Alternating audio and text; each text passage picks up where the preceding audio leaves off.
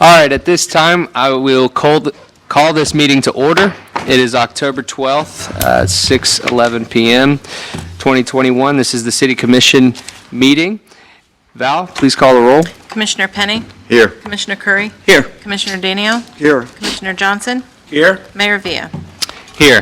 And at this time, I'll ask everybody to please stand for the invocation led by Commissioner Roy Johnson and continue standing afterwards for the Pledge of Allegiance. One thing I'd like to say before I say a prayer is I heard Billy Graham say a while back, Reverend Billy Graham said, if people that don't believe in hell, if you believe there's a 10% chance of an airplane crashing, would you take the plane? Most people say no. Well, do you believe it could be 10% chance there's a hell? Well, they could be, believe me. But I'd just like to say a prayer tonight, and we need to pray all the time to God. And God, I would really like to thank you for all you do for us. I know we go through worries and we go through turmoil, sometimes depression and trouble and mental illness, physical illness, and you're always with us, God. You don't say you'll keep us from it. You say you'll go through it with us. And we appreciate it, God, and we ask you to guide us in everything we do and give us wisdom, knowledge, ability, strength, and energy in everything we do. And we ask everything in the name of your Son, our Lord Jesus Christ, our risen Savior. Amen. Amen. Amen. I pledge allegiance to the flag of the United States of America and to the republic for which it stands, one nation, under God, indivisible, with liberty and justice for all.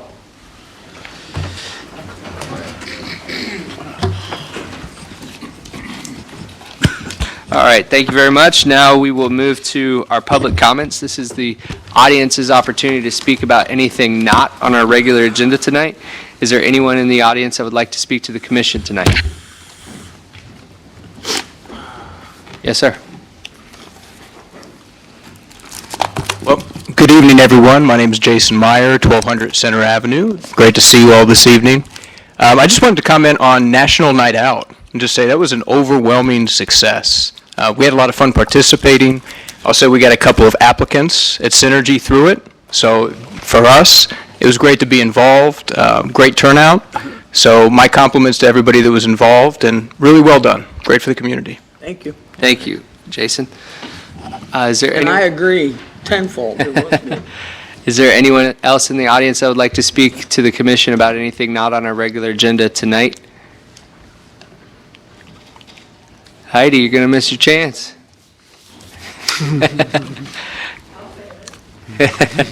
All right.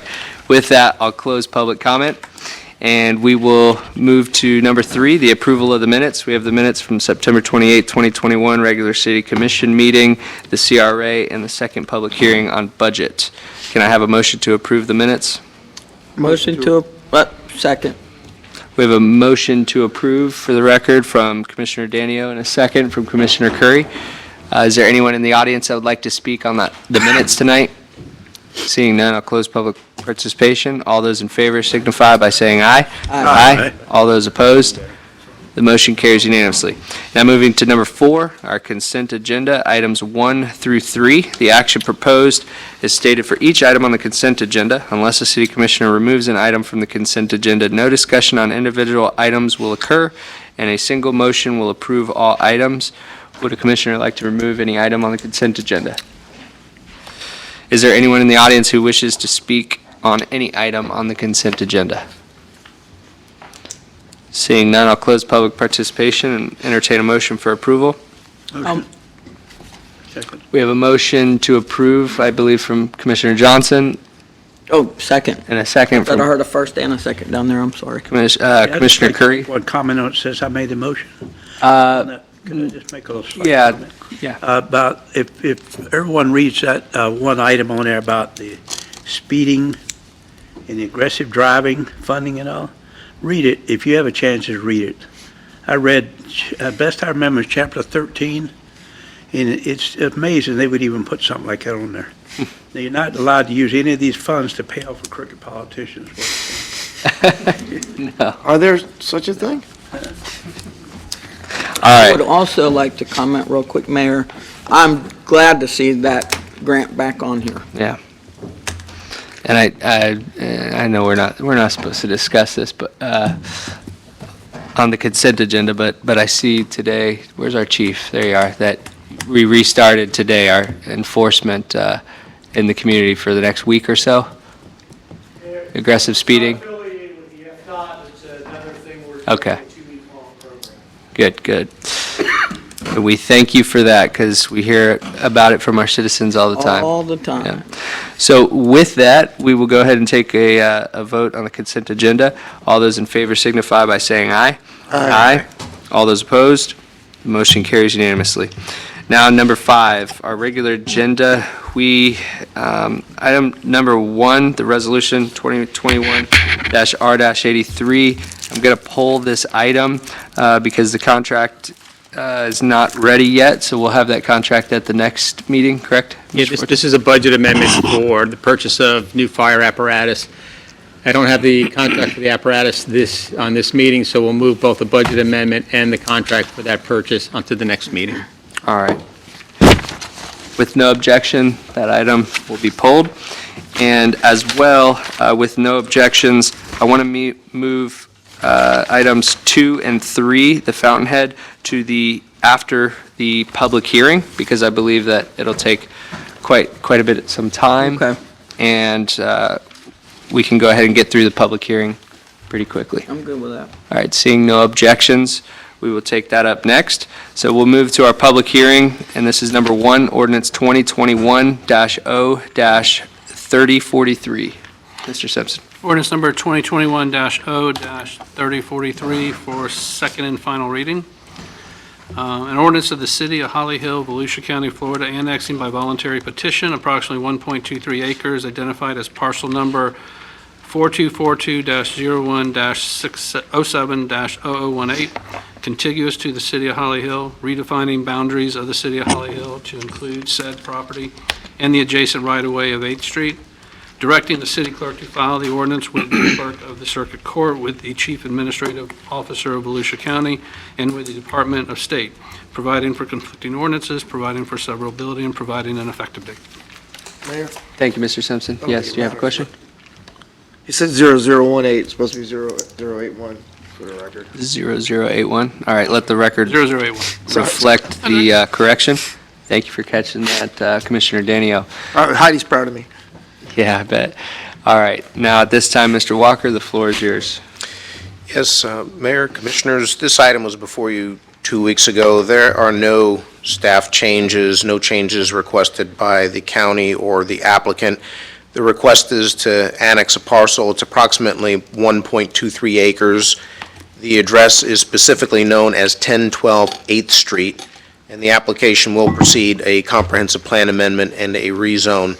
The county has been notified of this request, and they needed to respond within a specific period of time. If they had any objections, that time has lapsed, so there are no objections. The annexation does meet the requirements of Florida Statute Section 171.044, and so therefore staff recommends that the City Commission annex a parcel approximately 1.23 acres located approximately 350 feet west of North Nova Road on the north side of 8th Street, and more specifically known as 1012 8th Street. Thank you very much, Mr. Walker. Are there any questions for staff? All right, and I don't see the applicant. The applicant's not here, correct? Okay. All right, with that, Mr. Forte, do you have anything to add from last time? No. All right. With that, we'll open this up to the public. Is there anyone in the audience that would like to speak to this annexation? Seeing none, I'll close public participation, and I'll entertain a motion for approval. Motion? Second. We have a motion for approval from Commissioner Johnson and a second from Commissioner Danio. Any discussion needed? All those in favor signify by saying aye. Aye. All those opposed? The motion carries unanimously. Now we will go to item 2 on the regular agenda, which is Fountainhead request for time extension to rolling option. And we'll start over here. Mr. Forte, Well- do you have a report for us? Wait a second.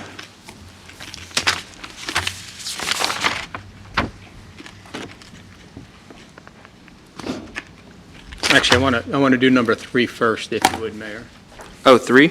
Yeah. Is there any objection to hearing Fountainhead land lease renewal first? Seeing none, all right, we'll move to item 3 on our regular agenda. Mr. Forte. So what item 3 is, back in 2019, parcel 1 was requested to be leased to Fountainhead for the sole purpose of parking. That lease expired at the end of August. We were going to bring it back with all of these other items that were coming up, which were delayed.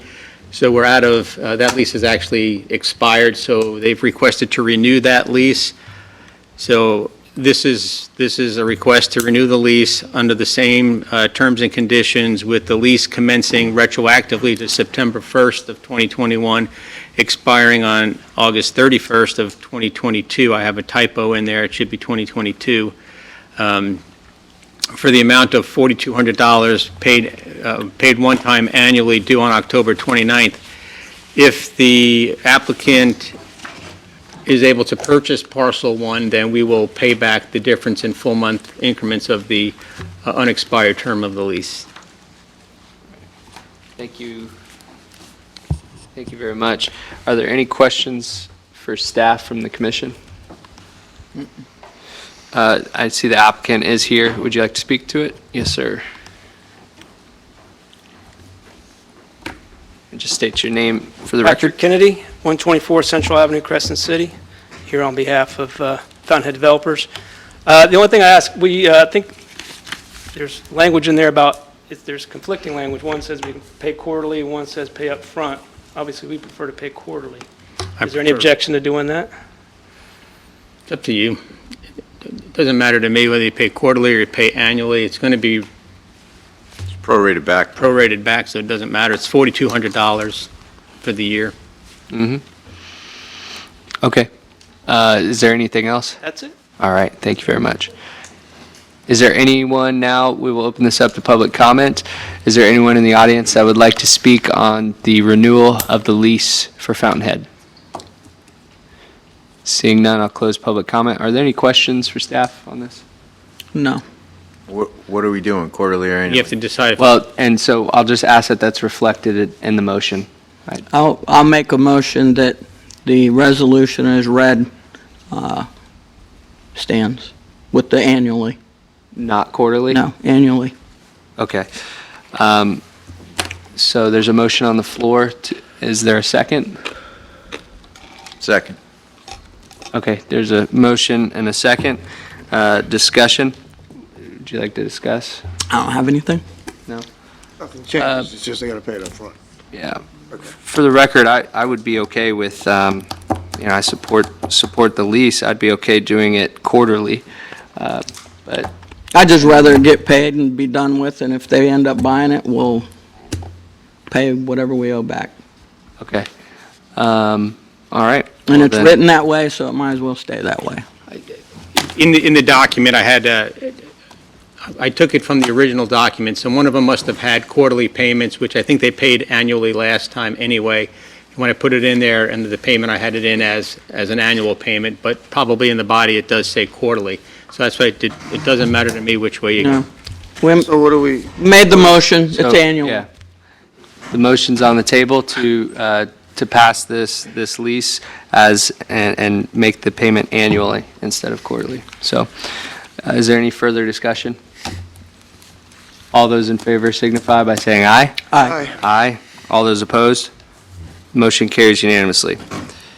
Now we'll move to number 2, Fountainhead request for time extension to rolling option. Mr. Forte. Okay, I'm going to read you my staff report, and then I figured you'll go to Patrick Kennedy, the attorney for Fountainhead, and then to Scott, and see where the conversation goes from there.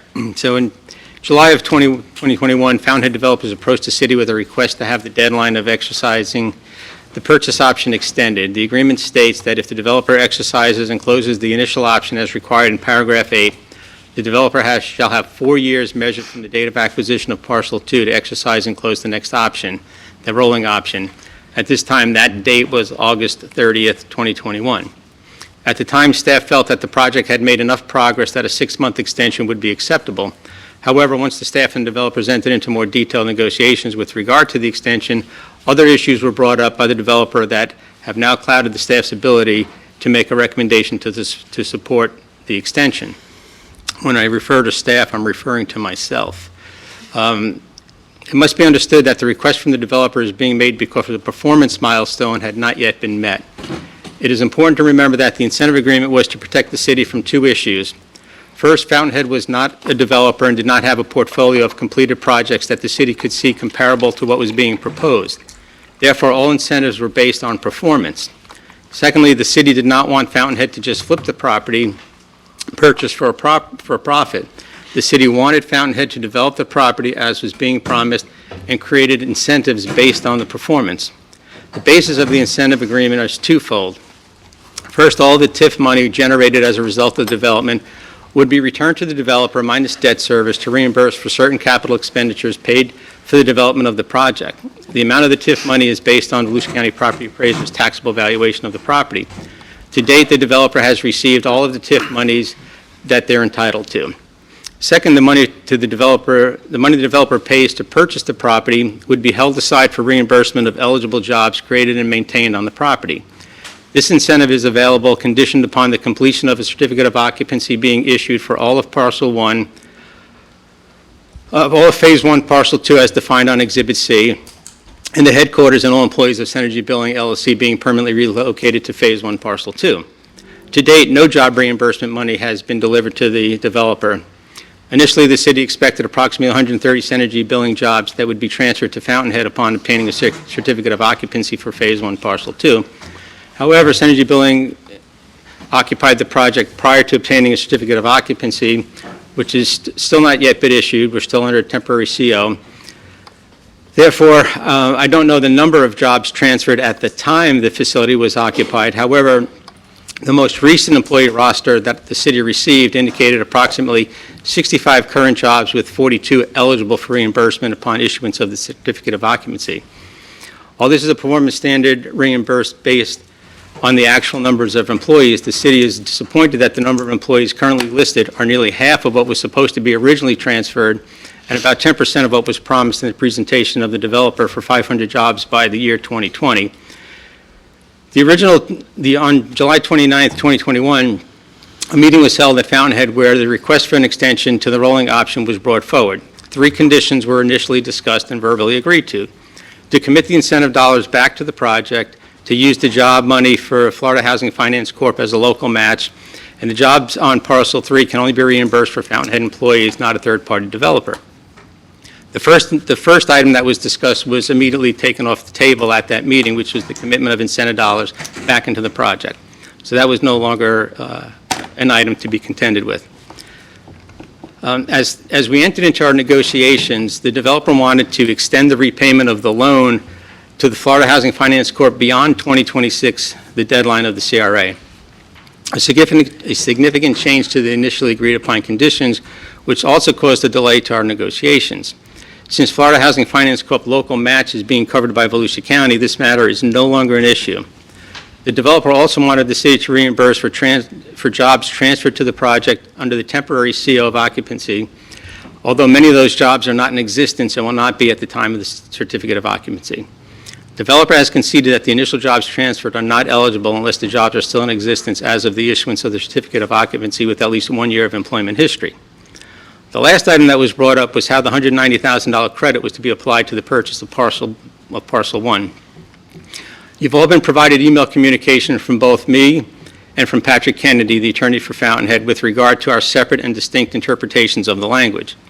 The staff and the developer are still not in agreement with how this language is to be interpreted, and since it is directly involved in how Parcel 1 is to be purchased, which is the catalyst for the rolling option and the purchase of Parcel 3, I do not feel it's in the city's interest to grant an extension to the rolling option without resolving this important factor. It remains clear that until paragraph 8 is resolved, this matter will be an ongoing issue with regard to the purchase of Parcel 1. Since September 17, 2021, I received an email from Jason Meyer suggesting the parties seek a declaratory judgment. I provided my feedback to that email and questioned the length of time a declaratory judgment would take and requested confirmation from Fountainhead attorney of this direction. On the 29th of September, I received an email from Patrick Kennedy indicating that a declaratory judgment would be premature at this time and that Fountainhead would move forward with their request and an extension to the rolling option. Since the developer, what do I have here?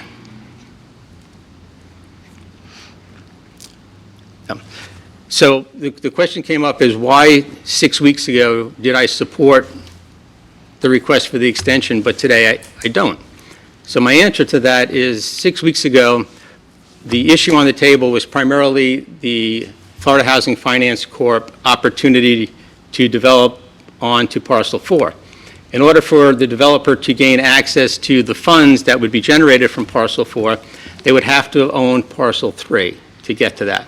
It's only fair that they be able to get to Parcel 4, to get to the monies on Parcel 4. That was part of this whole project.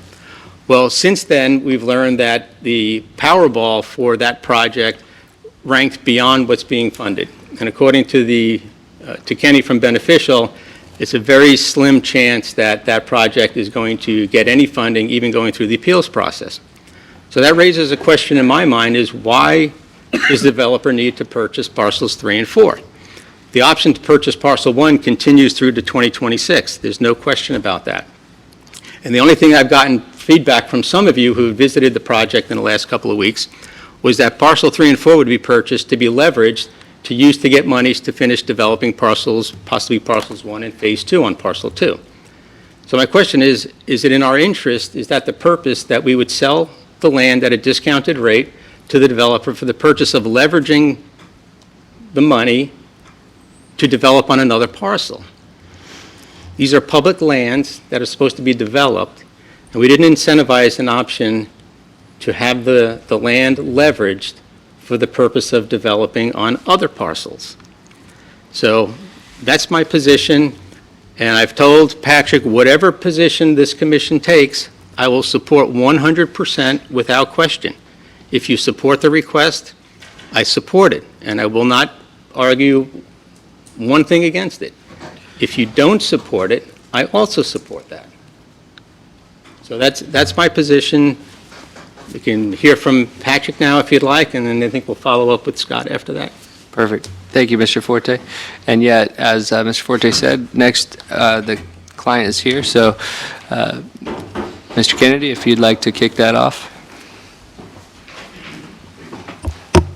If you'll indulge us, we had a little different approach to our side of the dais. We thought Scott was going to be going after Joe, and then I sent an email that said I would go first, then you would go, and then Scott would go. I misunderstood the email then. But I don't really But think that it doesn't matters, matter. does That it? doesn't matter. But I mean, what does the order matter? Jason Meyer would like to make a short statement at the beginning of this. Yeah, he's the applicant, so Yeah. he can come up. Yep. Good evening. The floor is yours, Mr. Meyer. Good evening. Thank you. Jason Meyer, again, 1200 Center Avenue, Holly Hill, Florida. Thank you, Mr. Kennedy.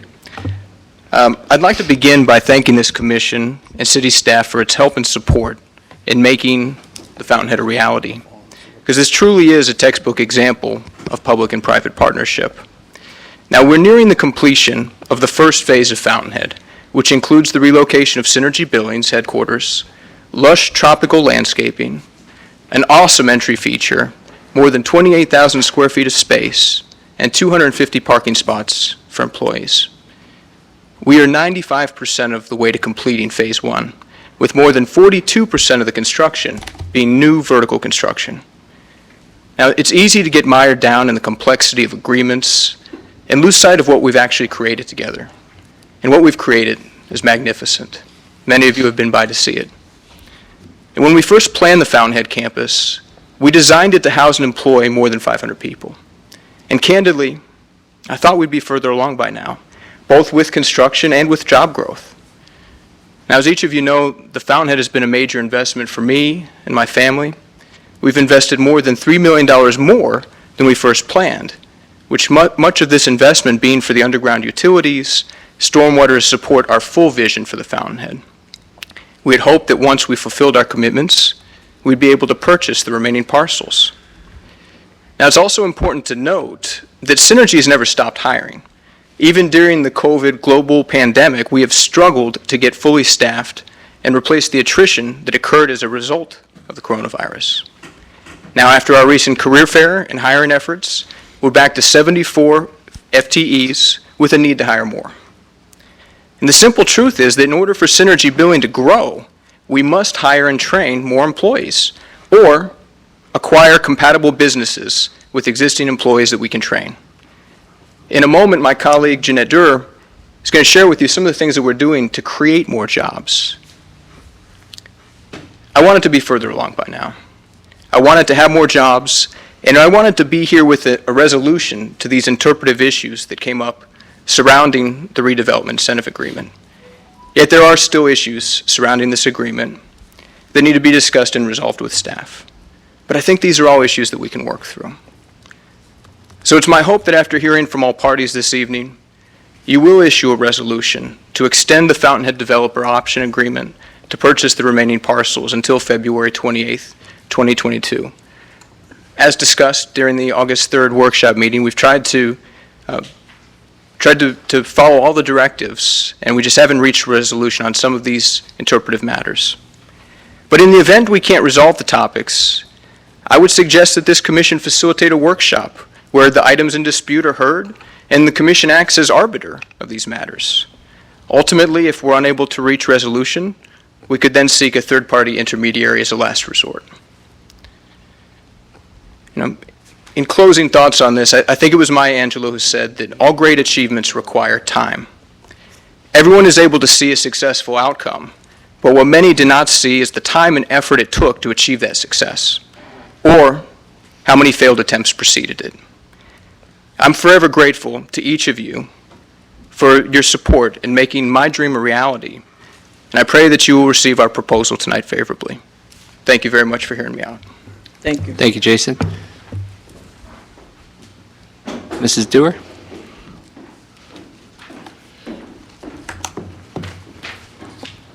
The floor is yours. Thank you so much. Good evening, Mr. Mayor and Commissioners. My name is Jeanette Durr, and I'm Executive Vice President of Synergy Billing at 1200 Center Avenue in Holly Hill. And I thank you very much for this opportunity to present my perspective about the Fountainhead at Holly Hill. I don't know about you guys, but at my church every Sunday we pray for our public officials and public leaders. And I have to say, this past Sunday, I prayed especially hard for wisdom and guidance for all of us during this evening's proceedings. Many of you may recall, I think all of you know, that I've been part of this project from the very beginning. When Jason took me to that abandoned field on Center Avenue and described his vision for a campus in the heart of Holly Hill, yes, Holly Hill, that would combine employment opportunities, housing, health care, education, child care, which has become an issue for reemploying people, fitness and dining facilities, and I saw that vision. It was pretty terrific. I then sat in on every presentation with every then commissioner, with then Mayor Penny. I sat in with Mr. Forte and Mr. Swarzlander, combed through every aspect of Jason's finances. And when the day came in 2017 to sign that agreement, I was privileged to be the witness of those signatures. But most of all, I've been a witness to the evolution of the Fountainhead from what it was when we received our first permit just a few years ago to the beautiful site that it is today. And I look forward to all the great developments that lie ahead of us. People who know me know that I have three passions: workforce development, workforce housing, and access to primary health care for everyone. My work with Jason, returning to Synergy Billing, gives me the opportunity to exercise my passions and join him in elevating these issues in our community. And tonight, I am very pleased to announce that we have made a commitment to the Florida Chamber of Commerce to become the champion of zip code 32117 through their Prosperity Project. During the County Council hearing, some of you heard me mention some statistics about zip code 32117. And I'll have more details about this program as we move forward with each of you and many community leaders to address some of these issues, community leaders and residents, the people who are affected by this program. Why are we doing this? Because we find it unacceptable that nearly half the children in this zip code, the home of the Fountainhead, our home, live below the poverty line. The solutions are complex, and many organizations, Pastor Chuck, so many other people, are already addressing them on their own.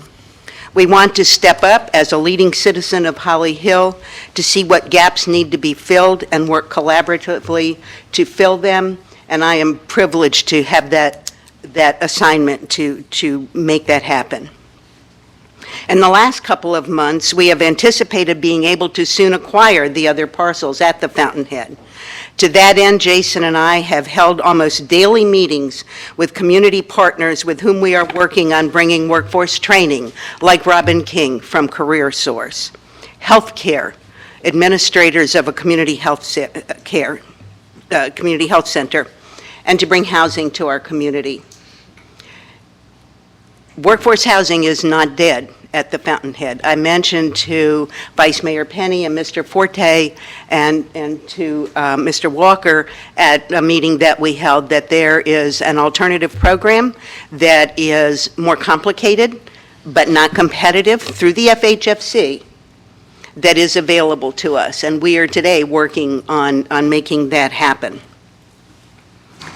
These are not visioning meetings. These are concrete discussions about what steps we need to take to make these things happen. And Jason's charge to me is to finish the development of the Synergy Academy, bring workforce development, housing, and healthcare to the Fountainhead, all of which not only will provide needed services to our community, but jobs on that site.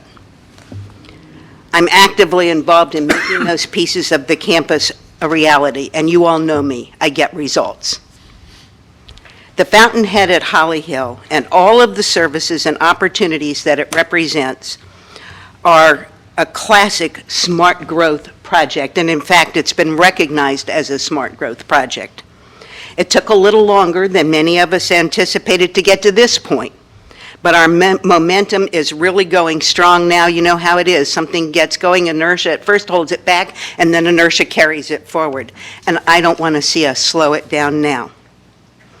Some of you have heard me say that I thought at this point in my life I would have more memories than dreams. But I find that I still have an abundance of both. This project is your legacy, it's Jason's legacy, and it's my legacy at this point in my life. Even now, I have a sense of satisfaction when I see how far we've come, and imagine how proud we will all be when we look at that completed campus, humming with activity, drawing in the entire community. We'll be able to look at each other and say, we did it. Thank you. Thank you, Ms. Stewart. Mr. Kennedy? Patrick Kennedy again, 124 Central Avenue. Okay.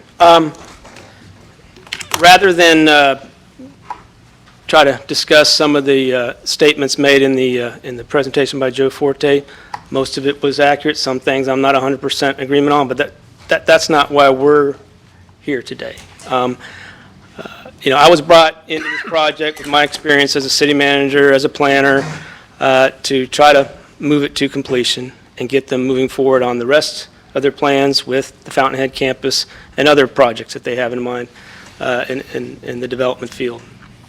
So, again, not to get too repetitive, but, I'm here to make this thing happen too. I didn't come on board to see it fail. So we want to keep it simple from our perspective.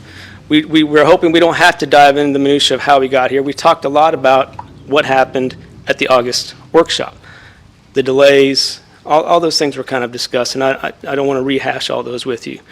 I just want to say that we came ready to discuss the extension at the August 24th meeting. During my discussions with Scott Simpson and Joe Forte, we were just trying to hash out the minor details in that addendum And we had conceded, actually, the loan payments would not extend beyond the July 2026 deadline. But during those discussions, some of the interpretation issues came up.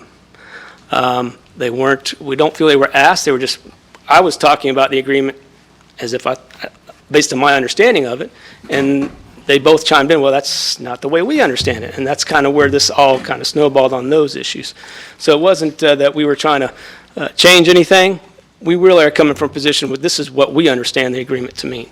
So I just want you to know that that's clear. But obviously, we haven't resolved all those questions. I do believe we're ready to resolve the question, one or two of them pretty simply. The $190,000 seems to be a special sticking point. But I've been saying since these first came up at the meeting with Mr. Forte, Mr. Simpson, I do believe these are better suited for a separate track. And they still have to be resolved before we can close on parcel 1 or not. And that's something I want to talk about. We are currently seeking a motion to extend the deadline on the options for February 28th for finishing phase 1, getting a CO, and close on parcels 1 and 3 with the condition that developer will not receive incentive payments from the purchase money for parcel 3 if he sells the property to an unrelated third party. That was what we came out of the August 3rd meeting. Of course, we also had the FHFC condition, but that, as we discussed, went away. And the discussion of these interpretation issues would be on a, still be held in a somewhat different track.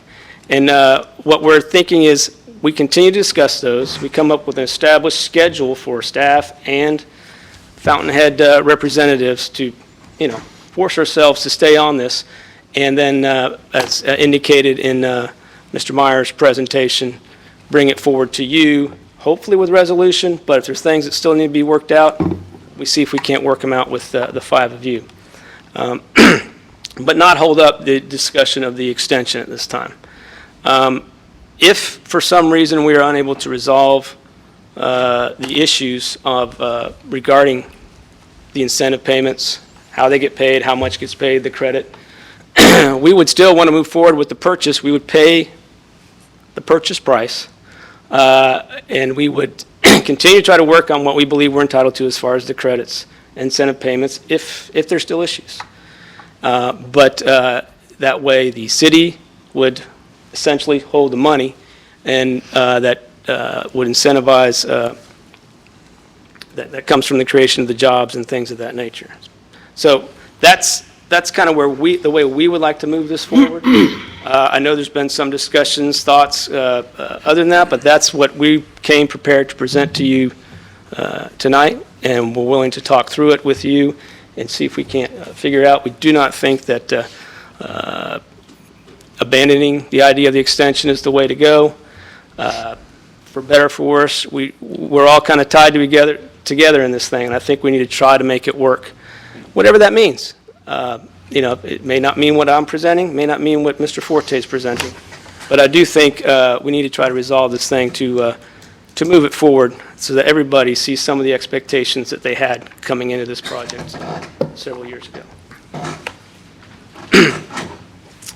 Again, I didn't want to get into the minutia of the contract provisions, unless that's where you guys wanted to go. I'd rather just discuss that. I'd just rather go through to the Because I don't think there's solution. much discussion there, Mayor, for the agreement, but I'll leave that for my comments later. Still like They are two distinct, different subjects. Yeah. They are. Paragraph 8 stands by itself, and the extension stands by itself. All right. And that's how we like to have them treated, without anybody giving up what their positions are on those interpretation issues. All right, thank you, Mr. Kennedy. And we will go to commission, but Okay, first, that's fine. if Mr. Simpson... Sorry for speaking out of line. No worries. Mr. Simpson, do you have anything to add or give us your take on where we're at at this juncture? Some of what I'm going to say is repetitive, because I thought about what needed to be said. Joe touched on some of it, but, this agreement was a performance-based agreement. And it's going to be repetitive, but I think it's important to tie it all together. There's two sets of funding in this agreement. One is your jobs incentive money, and that's for new jobs that meet certain criteria, and that's funded by when they purchase a property, $60,000 per acre, it goes into that fund to fund the jobs. The other one is capital expense. Certain capital expenses qualify for reimbursement. That is funded by the TIF money that comes in, tax increment money, but it also is funded by the excess sale proceeds on parcel 4 that we've talked about with the workforce housing. Parcel 4 was contracted to be sold for $1.6 million. 5.4 acres. It's a little under $300,000 an acre is what they were paying for that property. So $60,000 would go into the workforce or the jobs incentive money, and the balance would be 1.3 million would go into the capital expense reimbursement. And it's all, and that's, the capital expense reimbursement, that's very common in a CRA. And it's easy to make that performance-based. They go forward, they spend money, they build the improvement, and then they submit the invoices to us, and we reimburse the ones that can be reimbursed. The jobs growth money, not as common in a CRA, but it is common in other forms of incentives. But that's very easy to make that performance-based. You hire somebody, you bring them on board, and they have to meet the criteria in our agreement for payment, and when they do, they get paid. The thing that's really unique about this one is making city property available for private development. That's unique. And how do you make that performance-based? The initial proposal, y'all may not remember, but the initial proposal that came in is Fountainhead wanted to acquire all the property, and they wanted us to finance the acquisition. So that we would 100% finance the acquisition for $60,000 per acre. And then the note and mortgage would be paid back based on property taxes that were paid. They would get credited to the note and mortgage. And then that money, after being credited, would then be used for capital expense reimbursement. Joe and my concern was turning over all 25 acres to Fountainhead Development. It's really Jason, who's not a developer. No development history, can't look to see this is the type of projects, here's a portfolio of all the work they've done. And so we were concerned about turning all that property over with no control over that. We would just be a mortgage holder.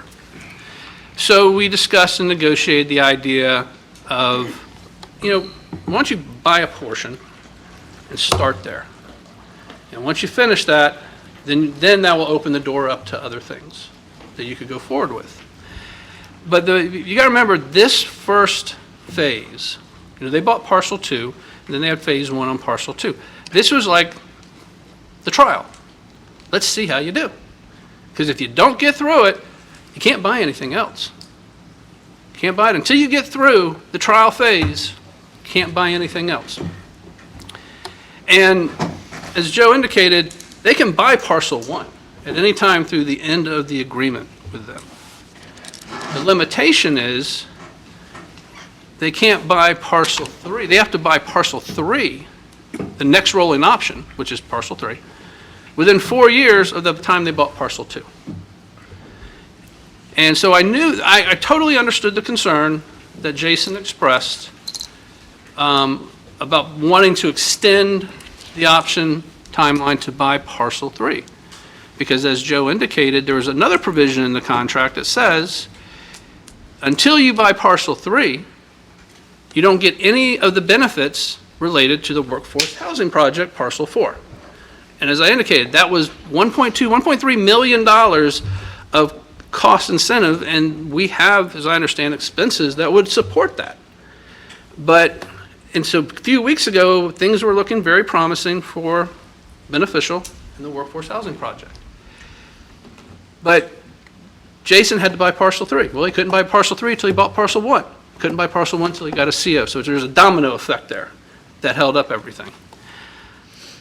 But as Joe indicated, the workforce housing is looking less promising. And our contract with Beneficial now has, once, this is, we went, I think, 4 years, or how many years it was, to keep giving them the option to renew. And so we're at the end now. This is their last shot, bite at the apple. So if it doesn't go through, that contract is over. There are no more options on that. So buying parcel 3 to protect access to parcel 4 revenue isn't really an issue. And in talking with Joe, we would be willing to say, well, let's, we can tweak this. If somehow Beneficial gets through and does buy it, we can still, through amending it, make the funds available even if you don't have to buy parcel 3. That's all subject to negotiation. But right now, there's really no need to buy parcel 3 to protect access to parcel 4. There's also no pending development. The city has not received any development plans to finish, we got phase 1, parcel 2. Well, that naturally means there's a phase 2. Don't have that, don't have development plans. And actually, what's going to be coming to you in some time in the future is a scaled down version of parcel 2. I assume you all know that. But if you didn't, you're just now finding out, yes, there's going to be an amendment to the PUD to scale back parcel 2 that has to come forward. We don't have any plans for parcel 1. We don't have any plans for parcel 3. And that's what Joe goes to, why do they want to buy the property? And we're in the position now that we didn't want to be in 9 years ago of turning over all the property to them without control. 7. It was long. Well, we've been under contract with them for 5. So how long did we negotiate? Just 2? 2015. It's like Okay. 6.5 years or something, isn't it? Whatever it is, long time. So I've been it's- here the whole time. Yeah, it started with us giving up control of the property. And we're now coming back to us giving up control of the property. And that's where the concern, once we give up control of the property, we don't have the ability to make sure that it's performance-based anymore. Because right now, if Beneficial sold, the money would come to the city. We would be selling it, and the money would come to us. We would reimburse the approved capital expenses. Then the 60,000 per acre would be there for jobs. We don't have control over it for what they sell. Whatever they sell it for, they get the money. We don't have any strings on where that money can go. There's a lot of promises have been said today, tonight, but I've heard them before. It ain't the first time we've heard that. What we have right now that we didn't have in 2017 is 4 years of history. All we had in 2017 were promises. Now you can look back over 2000, from 2017 and see how the performance has been. And that's for y'all's call. As Joe said, whatever y'all want to do, it's up to you, how you want to proceed. But this contract, 2 things I'll say. 1, this contract worked. We haven't given them hardly any incentive money. We still have all the property they didn't buy. And they're here before you asking for relief. It worked. We protected the city. That's what we wanted to do. Protect the city, to make sure we didn't have a situation where you're asking, why can't we do anything because of what's going on out there? And you are at not only the first milestone to address this issue, this is your last one, right now. This is the kind of the checkpoint. Do you want to proceed with this? Now, they have the right to buy parcel 1, and we will continue to honor the incentives and everything that we're contractually provided for. But the contract was set up that if you couldn't finish phase 1 in 4 years, you lost the other options because they went away. Now, that they're asking to extend that. What I would be, and I've discussed with Joe, is just renegotiating the entire incentive agreement. If the city wants to continue working with them, that's what I would want to go for. I would like to see what we negotiated first time is, look, let's see how you perform on phase 1 before you go and buy parcel 1. Because once they buy parcel 1, that opens the door up. And if you remember back to 2019, we had this discussion before. This isn't the first time the 190,000 came up or anything like this. They wanted to buy parcel 1 back in 2019 before getting the CO. And I said the same thing then. We got to be careful because once we give them parcel 1, it's going to open up the door to 3 and 4. And we were still 2 years away from the 4 years expiring at that point in time. And so we tried to negotiate something that would protect us on parcels 3 and 4 if we allowed them to buy one before the contract allowed them to, and then ultimately those negotiations fell apart. I would like to see, my suggestion would be, that if we renegotiate, to look at more performance-based. All right, we've seen how you've done on phase one. We're not completely satisfied. So let's see how you do, not just buy parcel one, how about you get a CO on parcel one? Or how about you tell us what you're going to do, let's evaluate what we're going to do with phase two of parcel two. You know, here it's shrinking, how much? Or maybe we wait to see, let's get a CO on the phase two of parcel two. Because the initial step was to say, okay, let's see how you do. And if you can get it done within 4 years, yes, you can go on and buy parcel one that's then going to open you up to the other benefits. That didn't get accomplished. So that's why we are here tonight. The other issues, we can work out the other issues. I mean, those, you know, we can sit here and debate those things till the cows come home, but those are all resolvable issues, maybe. But if not, you know, somebody will resolve them for us. There's a saying at a wedding when they're doing the vows. It's going to sound a little harsh, but Till death do we part. it says, speak now or forever hold your peace. That's this moment. If you're satisfied with the way development has gone, as we sit here today, can anybody tell me how valuable per acre parcel 3 and 4 are? Do we know? Do we know? Well, I'm sure the value? nowadays it's quite valuable. I don't know. I'm just saying, the only purchase price we have is Everything close to went up. $300,000 an acre. I think it's fair to say it's more than 60, or they wouldn't be fighting to extend the purchase option. But we don't know the value of that today. We knew 5 years ago, because it was pretty close to when we were trying to market the property and we had just bought it, so we had a pretty good idea. Do we know what it is? Are you satisfied that with the representations that they will reinvest this money back into Fountainhead? Because there's nothing in writing that will bind them to that. I can't guarantee that. You're taking their word for that. Are you satisfied with how they're going to perform the balance of this project? Or should we continue to see performance-based incentives? Do you have an option or options for this property? What happens if the $2.5 million ECHO grant doesn't get approved fully? Would this city want to sell parcels 3 and 4 to help fund pickleball? Maybe, I don't know. It's a valuable piece of property you got over there. You extend this, they buy it, and they buy it for $60,000 an acre, that option is off the table. If you're satisfied with everything that's occurred and you don't want to address anything and you don't want to tweak it going forward, fine. That's your call.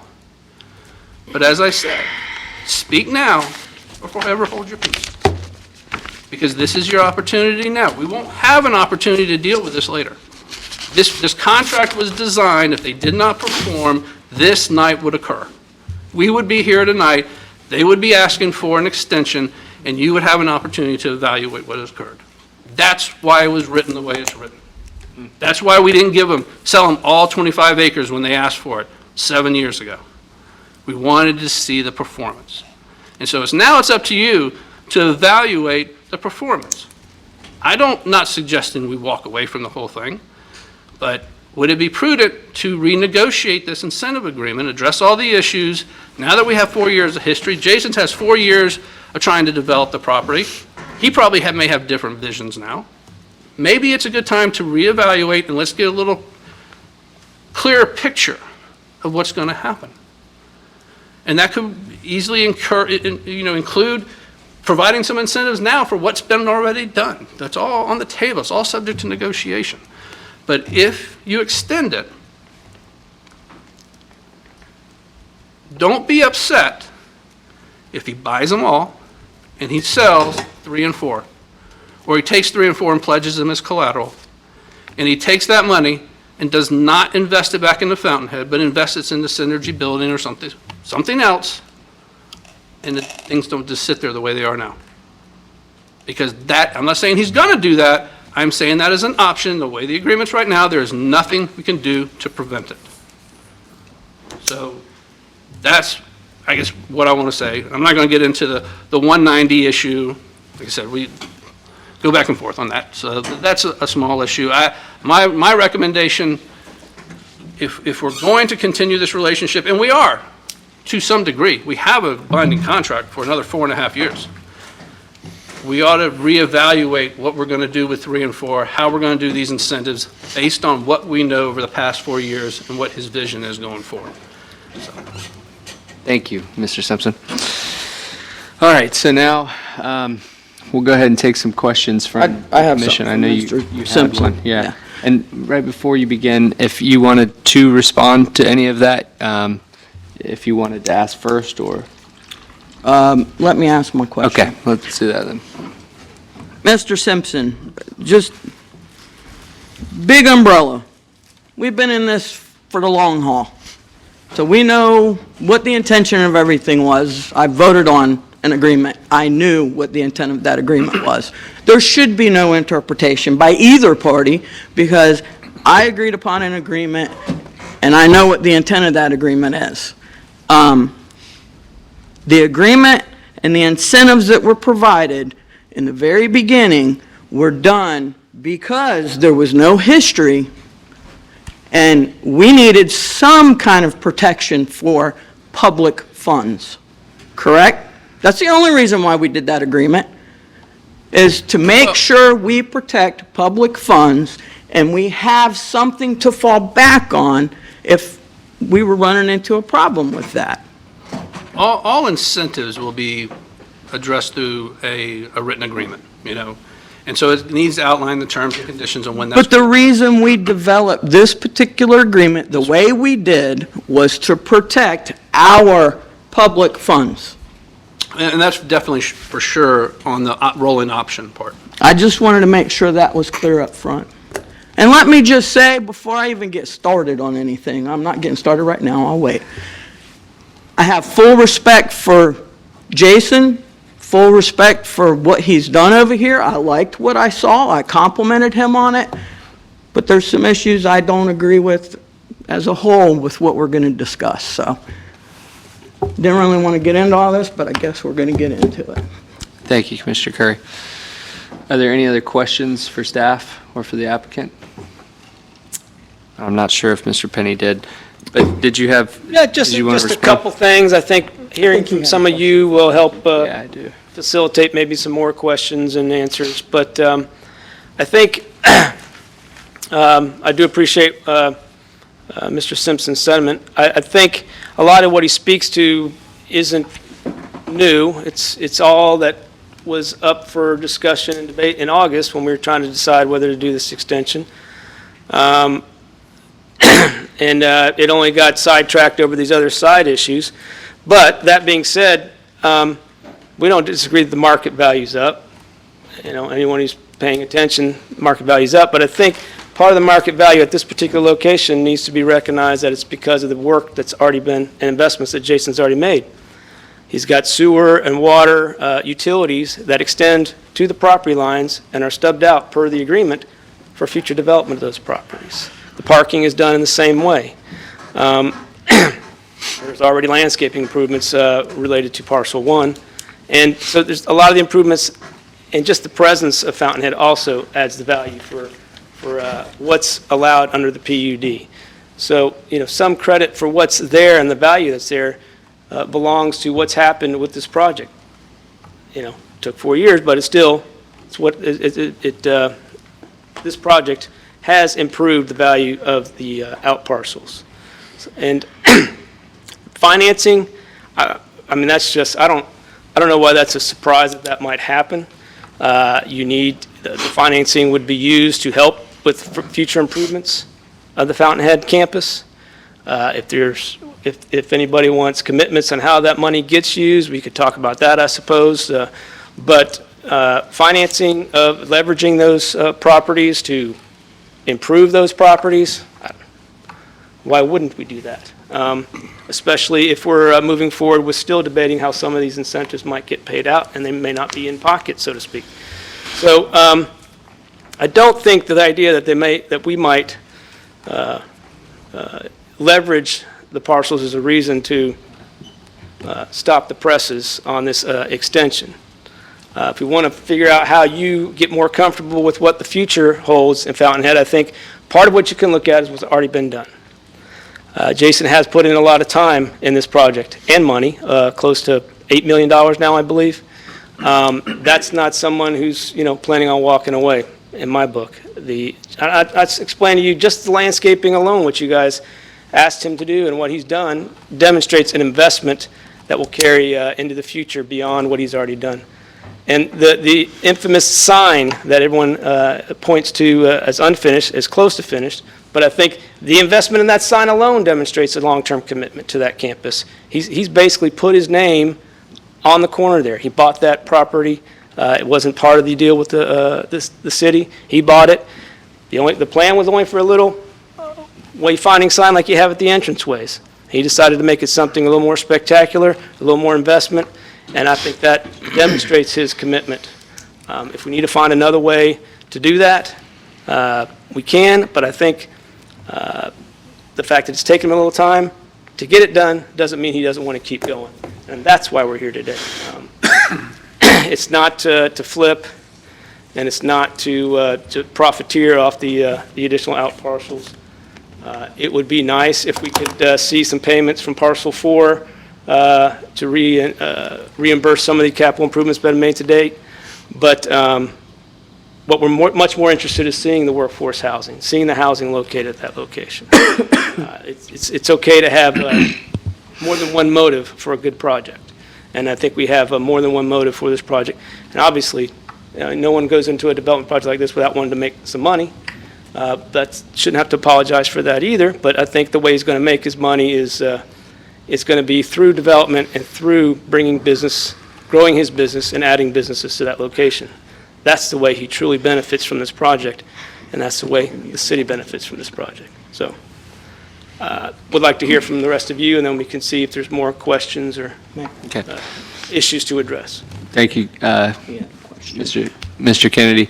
I know you had to leave the room. Yeah, I didn't have a question for Scott. I just didn't know if you wanted to discuss it before there was a motion. I think in this situation, it might be more prudent to have discussion before there's a motion on the table. Yeah, I agree, because there's a lot to work out. So this is a unique item that's not like many before us. If I'm allowed to. Yeah, no, you're allowed to. We're Okay, we're kinda going to having- discuss before. Yeah, we're having a bit of an open discussion here because there's a lot to work out. I don't want one commissioner to throw out a motion and then us get bogged down in that. So if you had discussion. Yeah, well, that you here wanted- are my thoughts in my ADH brain. You can see they're all scatterbrained. But just trying to make some reason about this. Because 36 hours ago, I was completely prepared to not grant the extension. And then I sat back and I thought, well, we've talked about a marriage and we're in a public-private partnership, and well, if you have some problems in the marriage, do you get divorced right away? Because like Scott said, this is a make or break decision. If we don't grant an extension, there's no pathway for them. There might be a small pathway if Parcel 4 turns into workforce housing, but it stops. And so I thought back and I reflected and I thought, I believe it's an accurate statement that everyone in this room wants to see the Fountainhead project completed as close to that picture that we saw in the corner of the road as possible. I think everyone would agree that that's a win-win. And maybe I'm Pollyanna, but I try to come up with a win-win.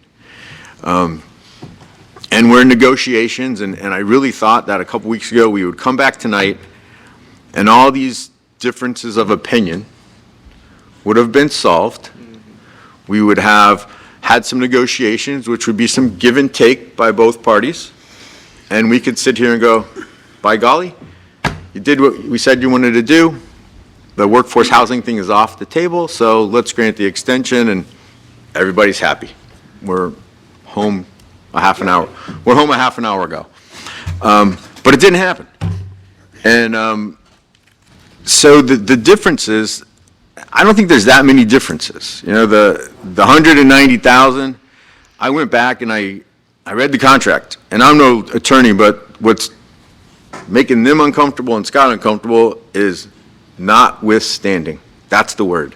In the whole contract. That's, I think, I don't know, but I think that's what is screwing the whole system here, is the developer thinks they're entitled to the money. The intent was that it would be related to jobs as a credit. And so that's the big one. And so I've never been lobbied openly and not so openly on any topic before me. I don't think ever as a city commissioner. You know, we went around, I think this is like Marina Grand, you know, and people are, and so I think most of us were invited to go over and visit Jason at the Fountainhead and see what maybe we had seen or hadn't seen in the past. But yesterday I had a visit from Jim Cameron, giving me the merits of the project and how can we make this happen. And I quite honestly told him that I thought it was an uphill battle, that he was going to lose big tonight. Because we can't talk about it, but you form your own opinion of how things are going to go. And then later on in the afternoon, I got a visit from Jim McMahon. And he shared information with me that I had never seen before. And I'm pretty certain none of you have seen it, and I don't think anyone at staff has seen it. And I think you need to see it before we make a decision. It was plans for parcel 1. And then there was more talk about the workforce housing on parcel 4. And then I thought, well, is this just all BS? Are they just trying to fool me full of stuff so I'll just say yes tonight and give them what they want? Because that's how negotiations work. And then I thought, well, the city has the power. If we say no to the extension, the pathway is gone. But if we extend it, and we extend it too long, let's say we'll give you your extension until February 28th. Then miraculously, they get their CO January 1st, which automatically triggers the right to buy parcel 1, which automatically triggers the right to buy parcel 3, and we have lost complete control. So, I started thinking, how can we maintain control? Because I know Mr. Forte, Mr. Simpson, and everybody said that the 190 and the extension are two separate issues. But I can't separate it. If I'm in a bad relationship, a bad partnership, or a bad marriage, why would I want to continue it over here and think everything's going to be great if we're still mad about something that happened months ago? So I agree with Mr. Forte that we have to resolve all these issues before we move forward. But we can't sit here and keep giving extension because they're going to finish it and they're going to be entitled to a CO. I don't know if this is legal, but if all parties agree that there will be no CO granted until all of these issues are resolved, we can then sit down and take a breather. So tonight is not the night. And I know we wanted tonight to be the night, but I'm privy to information that I think you need to be privy to information, because I wouldn't support the extension as it is now, but I would support the extension with some handcuffs on it, meaning that all these issues have to be granted until you get a CO. And that's for the attorney and the building official. Maybe they don't apply for a CO. I don't know how that works. But this is just me trying to be armchair attorney and figure out how can we get a little more time, because it expires. If we don't take action tonight, it expires tomorrow. And I would hate to kill it tonight if there's a possibility that we see the project to fruition. And I made a statement years ago that at the end of the day, if the only thing Fountainhead does is remodel the gym and the library, it's better off than it was. I think we would all agree to that, too. But if that was all they were going to do, we wouldn't have incentivized any of that. And so this is me being hopeful, this is me being as honest with you as I can, and I hope I put most of the things here, but I know some of the things that we differ on. And Scott touched about open up the incentive agreement. The 190 is the big one, right?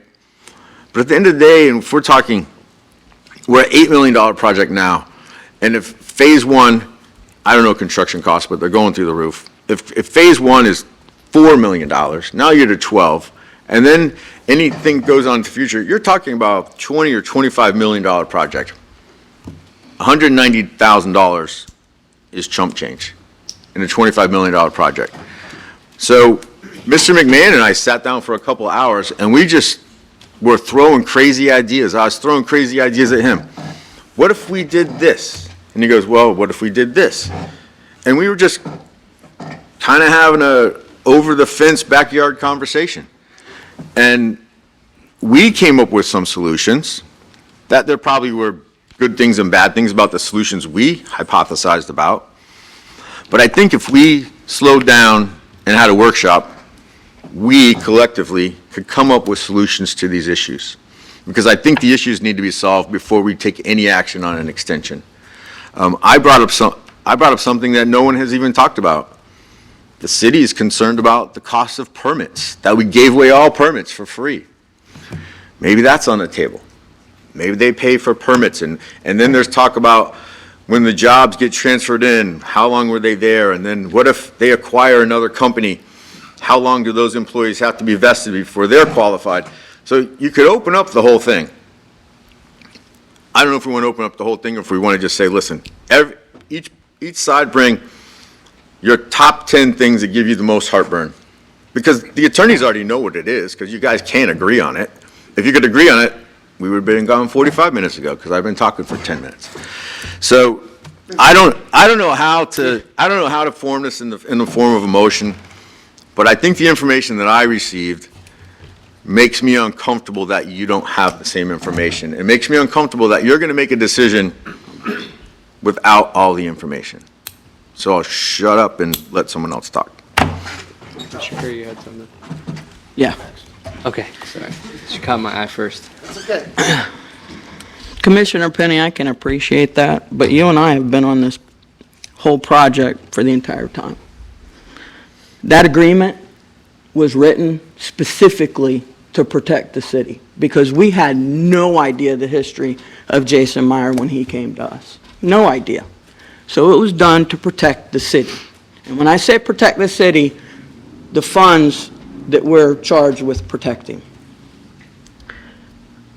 And through that entire time, for what, like 4+ years, it was just a back and forth struggle to actually come up with something, and then have items presented to us, because I kept asking for stuff and it hasn't been turned in yet. We haven't received it yet. Delay after delay after delay.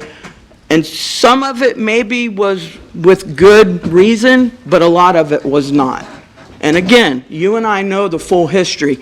You three might not be privy to it, but it was, I thought it was heading towards a train wreck, because there were so many things that were rapid fire changing. I think I even made a comment in a couple of the meetings. I'm lost to where this project is.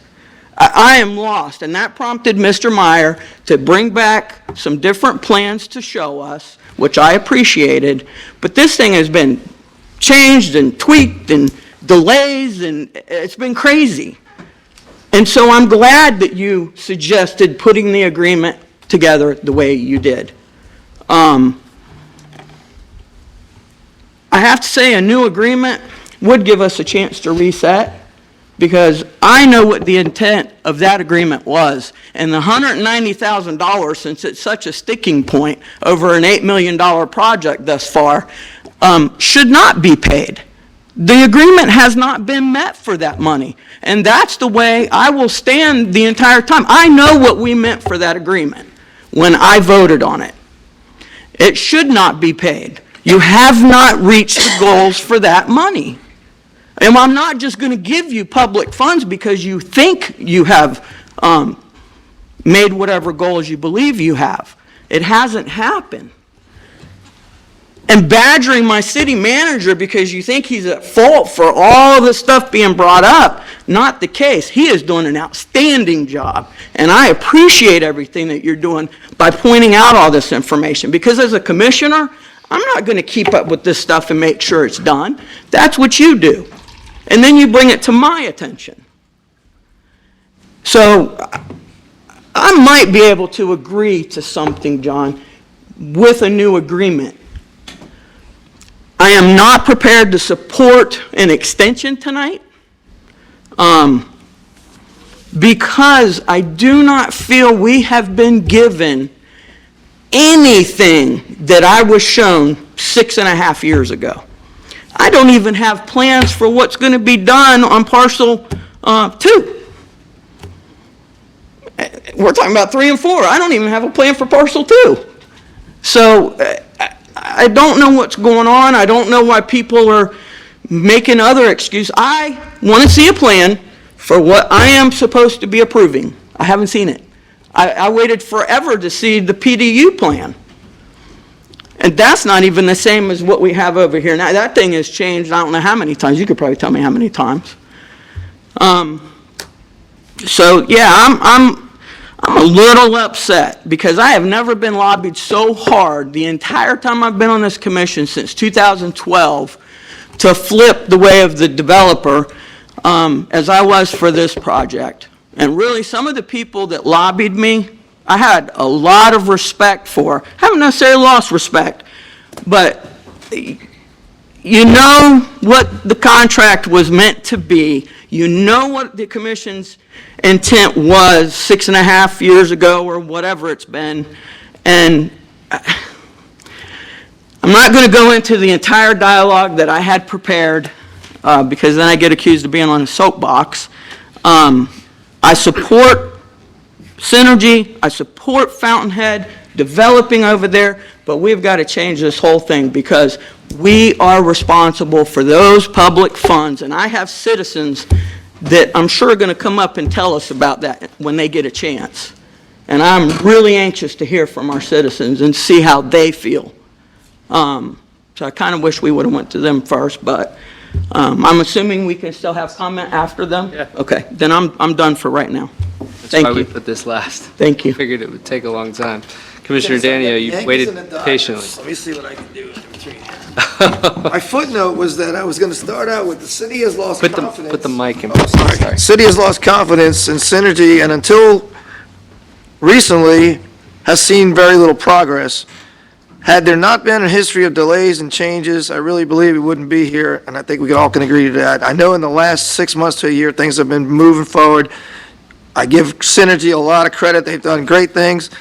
But I'm listening to you saying same thing that she's saying, and I'm saying you're not in favor of an extension, but you want to have a workshop, and she's not in favor of an extension, but she wants to have a workshop. It's kind of like, why is the pathway closed if we walk out of here with the intent to renegotiate to a certain extent? What am I missing here? No, what Or what am I missing, Scott? what my intent is, I was not in favor of just a blind extension tonight. I'm in favor of us giving a 30 to 45-day extension because there's no way they're going to get a CO. The CO is the power chip. Without the CO, we have ultimate control of what happens with parcel 3 and parcel 4. They have every right to close on parcel 1 as soon as they get the CO on parcel 2. Okay, so So until they get the CO, handcuffing them. we are in charge. So I'm asking that we postpone, give them an extension. I'm going to try to talk Commissioner Curry into that she hasn't lost control. 30 to 45 days. Okay. We You fast- didn't say anything about 30, 40 days. Well, it was probably on the back piece of this page. You got that I caught up wrote in the down. third inning and you Yeah, just. And so, but that's my hope, is that we can leave here tonight with a workshop set, that we can sit down and have a frank, honest conversation like I had with Mr. McMahon yesterday, and throw the craziest idea you want at them, and they'll throw their crazy ideas at us. But we don't leave the room, or we might have to reconvene at a later date, but we don't come back and we don't allow the CO to be issued until we've solved out all these issues. We don't need a whole new contract. We need to fix the problems that we have with our existing contract. And, and that will give us enough time to do that. I have little heartburn, even though I'm Italian. I don't get heartburn anymore. The only thing that I've told Mr. Forte is, the only concern I have is because we protected ourselves on the flipping and whatever, is leveraging property, and for whatever reason, now, Mr. Kennedy promises, but promises are promises. I mean, we've had promises and never, but, and I'm not saying they're not. All I'm saying is, my job up here is to protect the city. Let's just say that property gets leveraged and it doesn't get used, then we end up with some leftover that we could have better served in the city. And so, I mean, yeah, I have no problem working on whatever works best. I mean, 190,000 seems to be getting thrown up, and, like you said, in the scale of all this, it really doesn't add up to a whole lot of money. But that shouldn't be that big a deal. I think the biggest thing is, why is Synergy so anxious to buy property when they're still kind of working on it? I love the direction that we're going in lately, but let's finish kind of what we started before we get too deep. And if there's a way to protect ourselves through what you're recommending and all that, I'm okay with that too. Because I don't want to shut the door on any marriages, relationships. Because you don't get divorced when you're Italian. How's that? So, I mean, that's really, unless I'm missing something, I'll let Mr. Johnson talk and then see if I've missed anything. And then you as well. Commissioner? Mr. Johnson will usually have a lot to say, but, I don't tonight either. But I've just kind of been on the city side for about maybe 10 years total, and I've been a business guy in this area for over 50 years. And I know firsthand by the project that I'm doing how hard it is for business people to do the things they're doing. It's not as easy as to say you're going to do it. It's always goes further back because people are not there to do it. The cost goes way up. The products are not available. And it's just so many things. It's a hard thing to do. And I try to look at it from both sides. I know that we're responsible for what funds the city has and what property the city has. I mean, I was a mayor when we bought that project at where it's on now, and I took ridicule that's unbelievable on doing that because it was a stupid thing to do as far as I was concerned. And I mean, the way people put it to me. And I always figured this sooner or later would come out to be a really good project. And I really, really, really like the improvements they've done over there. I've even had a lot of other people tell me that they would have never believed how much it has improved and how far it's come. And I kind of agree with what you say. I don't want to shut the door. I don't want to close the thing out. I'm always believing in negotiation. Don't start a war if you can negotiate and save a lot and go. If you can keep control, which I'm trying to do the same thing with what I'm doing, you let people do whatever they can do, but you have to be in control. If you're in control, let them keep doing it, let them keep going. If it takes another 30, 45 days, 2 months, or 4 months, or whatever, as long as you hold control of what you have on the property, I have no problem with it whatsoever. I think you got to be fair and honest with people, and you got to be compassionate as well. And you look at everything from a business point of view, and I don't get emotionally involved. I don't let it bother me on a personal level or anything. It's just, it's a business contract, and that's what we have to stick to. And I really think that they're going to do it. I do. I don't think anybody would go that far with a project, putting that much money into it at all, and let anything fall by the wayside. As long as we got say in it, we can have control. And like you put a good point there, just keep it under control and let them keep going with the project as far as I'm concerned.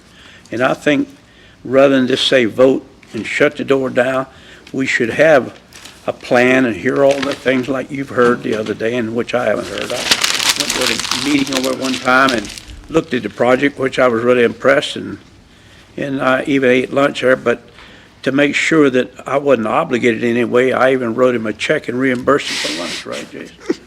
See, so just to make sure that I was covered. That's just what I believe. From a business point of view, all business people in this city should have a chance, whether they're residents in the city, they're still business people, and the business people pay the taxes, believe me. Not the residents. The residents get the homestead exemption, the business people don't. And we're going forward with it, and I don't believe we need any kind of a recreation field or anything else. We need something that is going to generate taxes in the future, and I think it's going to do it, and I believe we should go with pretty much what you said over, Mr. Penny, about giving them enough of an extension, have a workshop on and discuss it, and come together with a good plan and have a good contract on it. Thank you, Commissioner Johnson. All right. So I really appreciated some of the comments here tonight, and I think it's a healthy debate when we go back and forth, even Yeah. if we get passionate like you, Penny. I always get passionate. I know, Don't I get know. angry. So That so has do I. been since 2012. Now, I know. there were some meetings where I got angry, but that was Jim McCroskey. Yeah, you So- laugh. I was just wondering if you were going to say his name, that's all. Yeah, I said his name. So I will 3 times. admit that I came here tonight thinking that we would have a resolution to this. And I think that it's been laid out very well by Mr. Forte and Mr. Simpson, the nuts and bolts of how we got to this point and where we're at. And I'm surprised, John, at the idea to move this a little bit down the road, but I'm hearing tonight that that's probably looking like the will of this commission to reevaluate where we are at, reevaluate the project as a whole, and to see where we are, because I think that somewhere along this, I think, as you stated in our last meeting, that we lost sight of where we are and where we can reasonably get to. Not where we promised in 2016, like we all wanted, very much so. And so there's a difference there. And when I was a commissioner and you were mayor, Mr. Penny, you did say the words, and I remember voting on this. I believe I was the motioner of the original agreement, and you did say that, hey, look, if we can renovate this and make this a nice property and bring 115 jobs, 110 jobs, whatever it was at the time, then this would be a success in its own self. But you said it tonight also that we wouldn't have incentivized such a project as well. So if you visit the property, it is a gorgeous property. I think that they have good culture there, and I'm happy to have them in our city. I'm happy to have that. But when we talk of public-private partnerships, and we just did a public-private partnership with across the street here with Pictona, that is the shining example of what a public-private partnership should be, because it's all about what the public gets out of it. It's all about what the public gets, and the only thing in that public-private partnership is all about public. Now, this one started in 2016. I believe it was probably my first meeting when I was a commissioner coming on board. And I, too, remember why I motioned for this project and was a big supporter of this project. And I, too, understood the agreement, especially when it comes to paragraph 8. Mr. Forte, throughout the years, several times has told us paragraph 8 is going to be an issue and we need to take care of it. And that's to your credit. And we probably should have listened to that advice a long time ago. I don't know. A long time ago. And now it's all coming to a head. And from looking at it over and over, John, I have a difference in opinion about it. I believe I actually fall on the side of Mr. Simpson, Mr. Forte, because I know what I approved. And we, as a commission, have been held over and over to the black and white of the contract on little things, on little words. I forgot what the last one was a year or so ago. All. And it was, I don't know, a couple $1,000. $5,000. $5,000, thank you. For a word. For a word. And I know what the intent was all along as well. I've had probably more meetings with Mr. Forte and Mr. Simpson about this project than anything else. So I respectfully, I understand the project, I understand where the agreement is, but I think that we need to all come back on the same page. We all want the success of Synergy, and we want this to be an amazing partnership that we're both going to put on the top of our shoulders.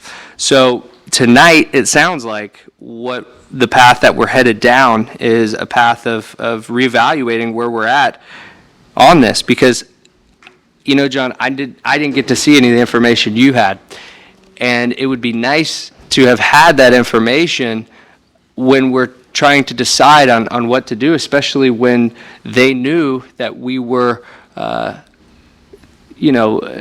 wanting in an explanation of why are we moving so fast.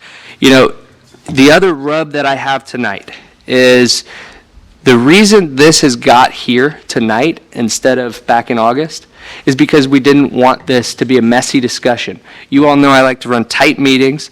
I like to open up discussions sometimes, but let's get a motion on the floor. Let's move forward. Let's allow the public to participate in that. And I'm very disappointed that paragraph 8 couldn't be worked out as this commission intended, this commission directed. And I don't believe it was the fault of our staff. No. I know it was a difference in opinion between the applicant and our staff, but I saw those emails. And what particularly upset me is the threat of a lawsuit. When we talk of public-private partnerships, we talk about marriages, whatever you want to call this, I don't look at that as a healthy relationship. So as we move forward, I just want to state, because it looks like this may go to a workshop. If this goes to a workshop, I'm in agreement with you, Commissioner Curry, on paragraph 8. I know what I thought at the time when I passed this, and that's where I am on that. I don't know where the rest of this commission will be, and maybe you need time to review that. Maybe you need time to talk to Mr. Simpson about that. But that was one thing that upset me, because we should have closure here tonight, and it feels like to me that we possibly might not have that. So that's what I'll say on that for now. I have more comments to continue later if we so choose, but okay. Mayor, can I say a few things? Yes, Mr. Simpson, and then we're going to go to public comment. I don't view this, if you don't extend it tonight, it cuts off all negotiations. As I said, I think what needs to be done is we renegotiate. I can't tell you tonight that agreeing that somebody can occupy a building and prohibiting them to apply for a certificate of occupancy is enforceable. It's not even a good idea to let someone occupy a building without a certificate of occupancy. That's not a good idea. That's not even in the building code. I mean, and so I can't tell you that we can prohibit them from applying if they're qualified to apply for it. So would that be an enforceable arrangement? My recommendation is look at the purchase options. The purchase options to buy 3 and 4 are triggered when they buy 1. Are you satisfied with that? Yes or no? If no, don't extend them. We can renegotiate them. If you extend them, if they come in and apply for a CO and we say, hey, you agreed not to, and that's not enforceable, game over. End of discussion. You've given up your leverage. I would just say, don't extend it. What I would direct staff, I don't think it's appropriate, my personal opinion, I'm going way beyond probably things Joe should be saying, I don't think it's time for a workshop. I think what I would suggest this commission do is direct staff to go back and negotiate a new incentive agreement, address the issues with Fountainhead, including restructuring the purchase options. If you're still willing to pursue that option, fine, we'll restructure the purchase options that protect the city. As you said, Commissioner Johnson, we want to retain control. Well, right now, as soon as Fountainhead gets a CO, we lost control. They buy parcel 1, they go buy 3, control's done. So it's buying parcel 1, and then that automatically allows the purchase of 3 and 4 that is the issue. So if you allow the purchase options on 3 to 4 expire, fine, they still have the option to buy parcel 1. And we can renegotiate this whole thing. And we can talk about it a little bit. I have parts of the transcript of the meeting I can read to you. It was crystal clear when we came out of the December 2016 meeting, the direction we were going to go regarding paragraph 8 was, once they earned a certain amount of new job incentives, around the $375,000, what was left over, approximately $190,000, would then be made available for capital expense reimbursement. That is crystal clear in the December meeting. But you still had to have the jobs incentives earned first. Then we get to the January 10th meeting, and I have very few emails, but there were meetings. John, you said at the January 10th meeting, you attended 5 meetings, at least 5 meetings, during the month of December, including, you have Christmas and New Year's, all that stuff. He attended 5 meetings during that time. The language came back differently. We approved, the initial incentive agreement was approved in November 2016, and had that, notwithstanding the foregoing, we're going to reimburse capital, we're going to allow this money to be used for reimbursement of certain capital expenses. Then there was an issue of what, once again, all meant, all of phase 1 of parcel 2, we had that issue come up after November 2016. So we get to December 2016, and the discussion at the end of that was, go back and we need to discuss something along the lines of about $370,000 of jobs incentive money would be made available, would be earned, paid. The balance of the purchase price of parcel 2 could then be used to reimburse off-site capital expenses. That's what came out of the December meeting. When we went into the January meeting, all of a sudden, all the references to capital expenses are gone. They're not there anymore. So, and they've acknowledged this was not intended to be a price reduction. It was earned. There's 2 ways you get money out of this earned. It's either capital expense reimbursement or it's jobs money. That's it. One of those 2 ways. So my recommendation would be, let the purchase options expire. Because nobody apparently doesn't like the current purchase options. You want to extend them while we try to renegotiate them. Well, what happens if they get a right to those purchase options while we're trying to renegotiate? If you don't want them to have them, let them lapse. We can renegotiate new purchase options. We can renegotiate a provision dealing with this new form of workforce housing. First time I ever heard it tonight. We can do that. But let these purchase options lapse, because these purchase options were based on performance of step 1, and it didn't happen. Bottom line. We can sit here and debate it all night long. They did not finish phase 1 in 4 years. It didn't happen. It was supposed to be done back in August. Well, even before that, he was supposed to exercise his first purchase option in August of 2021. And it didn't happen. Those options should be gone. Let's talk about now new options. Let's not continue those options that are based on a performance that didn't occur. Because you've, in essence, said you want the control, you want the restraints. The current options don't do that. It was based on the fact that he was going to perform, and we were going to be comfortable with his performance, and those options would go forward. We're not. So we need to renegotiate it. I can't tell you, I understand what you're trying to accomplish, John. I can't tell you it'll work. So the safer bet is let these expire, direct staff to go back, negotiate new purchase options, negotiate a new deal with the new workforce housing that they have, and direct staff, if the intent is to do, if they want what we were talking about in December, because right now, paragraph 8 doesn't refer to any capital expense reimbursements. It doesn't talk about you need to earn a certain number of jobs before you can get access to that. If that's what they want, then we can go back and talk about what we talked about in December and try to negotiate, say, look, once you get to a certain number of jobs, then we will provide you the 190. And we need to identify what are those expenses that are qualified for reimbursement. They're not all expenses. We were talking about off-premises improvements. The parcel 1, things that weren't on their property. Improvements, and I get that. He didn't really have an obligation to do that, but the city wanted all that landscape and everything to be together at one time. that made sense. For whatever reason, and I can't recall it, and I don't have emails, all that came out between December and January, December 2016, January 2017. If we can go back and negotiate that. And I would suggest you direct staff to do that and come back with the best you can to resolve these issues, because there's really been no negotiation since August. What I proposed, so you know, was, look, because one of the things we didn't consider, none of us considered, what happens if Synergy billings and number of employees go down? That wasn't a consideration. They were at 100, 110, and we're talking 125, 150. There was no problem. They were going to generate enough new job incentives, whatever, to be allowed to acquire Parcel 1 effectively at no cost. Because that, based on what their history was and what they were projecting, even what they had, it was going to be enough to buy Parcel 1 at no cost. We didn't think about what happens if their jobs go down.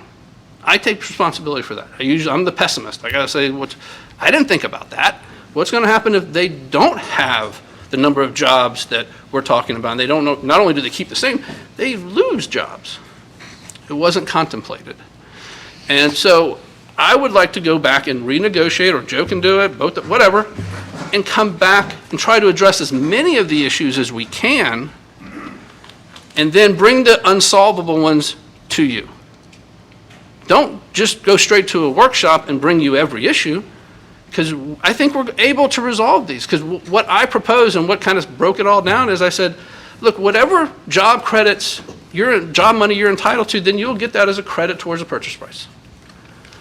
And that kind of ended all the negotiations right then. And this wasn't the first time. This came up in 2019. This 190 issue came up before. I mean, we've discussed it before with Jason. That was before Patrick was involved. But we've had this discussion before. So that would be my recommendation. I think there's a lot of issues. We may be able to bring back an agreement to you with all the issues resolved. Or at least we narrow it down to what needs to be done. But I would just suggest you just let these options expire I'm going to ask Scott. and negotiate new ones, would be my recommendation. Because I can't guarantee that what you're proposing would actually work, John. And I appreciate it. So we would agree that the CO is the trigger, right? So I can't. Right now? Right. Yes.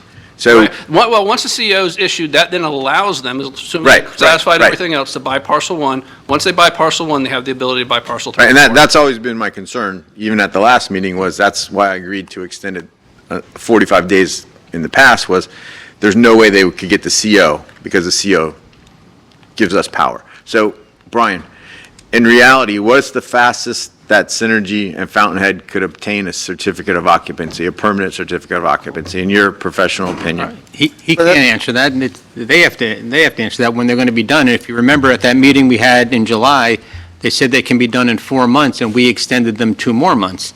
So they can be done at least in January. No, but I guess my question would be, we know the construction isn't complete now. Okay, so Patrick, see, the problem is, if he tells me 3 months, I'm not going to believe him, because he's going to really tell me 1 month, and he's going to get 3 months out of me. So that's why I was asking Brian. Brian's not the contractor. He doesn't know how long it's going to take. No, but They can bring all their resources onto that project and finish it in 2 weeks if they. okay, that's my question. If they finished it in 2 weeks, Brian, how long would it take the city to issue a certificate of occupancy?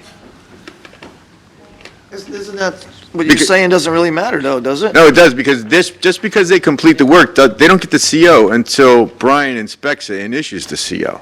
Yeah, but Scott just said that it wouldn't matter. It doesn't do any good. It's Well, a game changer it's- or not a game changer. It doesn't. The CO is the trigger. The CO The is, CO is the trigger. I just don't, I would advise against trying to determine, well, we have so much time. that's what I'm asking. I'm trying to see how much time we have. That's what I'm trying to see. But why, what's the need to salvage these purchase options? Because that's what you're doing. You're salvaging these purchase options as opposed to telling us negotiate new purchase options. I think I'm sitting on the fence. I'm trying to make everybody happy, and it's not going to work. But so I would imagine, if I'm the developer and I haven't asked them, But I would imagine the main concern of the developer is that if this purchase option goes away at the agreed purchase price, is the city going to now come back and say, well, we'll sell it to you, but it's $250,000 an acre? I don't want the city to negotiate unfairly, and I don't believe our city would, but I'm looking for some reassurance from the developer's side that, okay, we'll let it expire, but we have to agree, and we can't agree to the purchase price.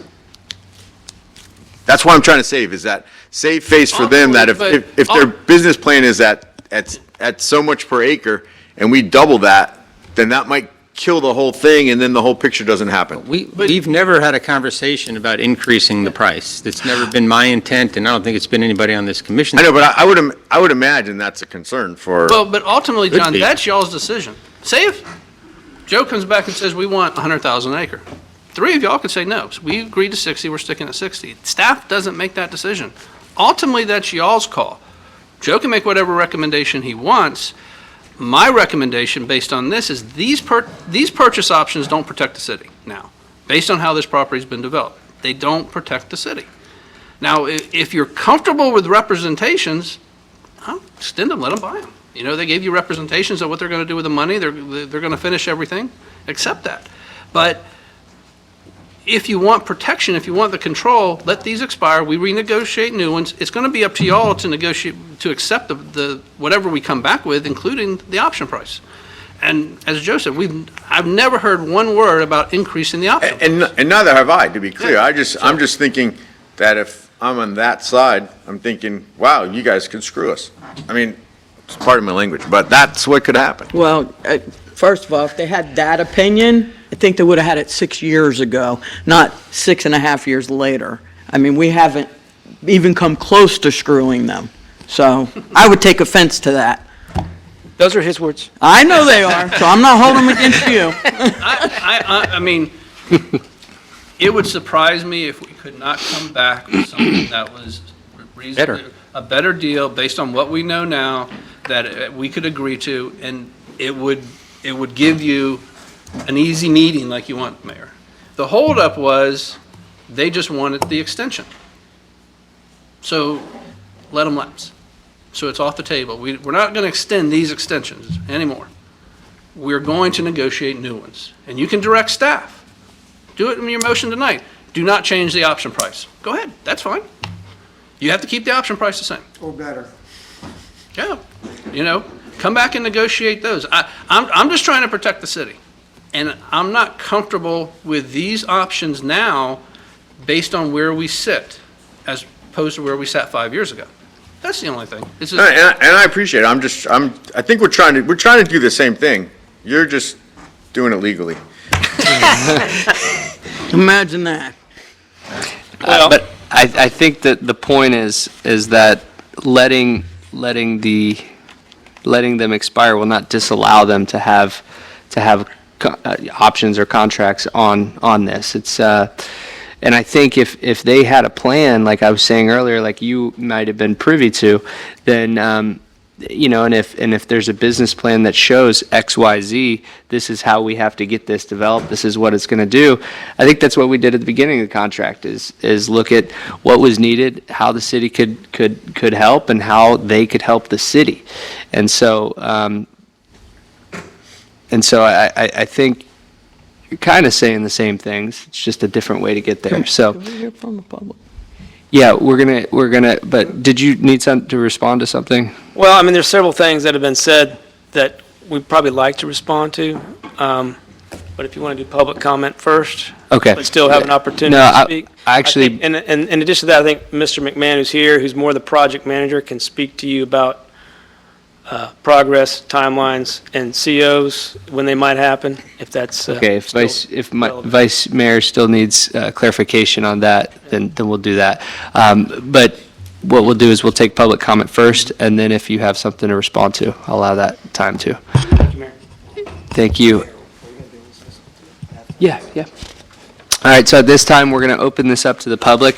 This is the public's opportunity to be able to speak about this item tonight. He put his hand up first. Sorry, Heidi, you can come next. So Jim, you can come on up. Just state your name and position. Thank you. Jim McMahon, available at 1200 Center Avenue, Holly Hill, resident of Daytona Beach. As many of you longer timer knows, I've been involved with this since its inception and still have an involvement in a advisory or secondary capacity to the developer. I have opinions like everybody else does on all the different components of this, and I have the advantage of a historical perspective as well. So, a couple things happened in here. I wrote down in the previous conversations about 15 different items I'd like to respond to. In the spirit of time and consideration, I'm not going to belabor any, just gloss on a couple ones of significance. Yep, and you have a total of 5 minutes. Thank you. Okay, so starters, the $1.3 million evaluation, the source of that funds. Back when Lynn Dellinger was the Economic Development Director for the city, there was a contract between her and another FHFC candidate to purchase 5 acres of land at the Fountainhead campus on the corner of Center and Walker. Okay, the contract for that price was in the neighborhood of $360,000, just slightly over the basis that the city paid for, to $60,000 an acre. When I heard about that, because I've done a FHFC project before with Kenny on Granada Boulevard, I called Kenny. I think I might have been in John's office at the time. And we did a contract over the phone for $1.6 million. So that spread, that differential, was solely and totally as a result of efforts at the behest of Mr. Meyer.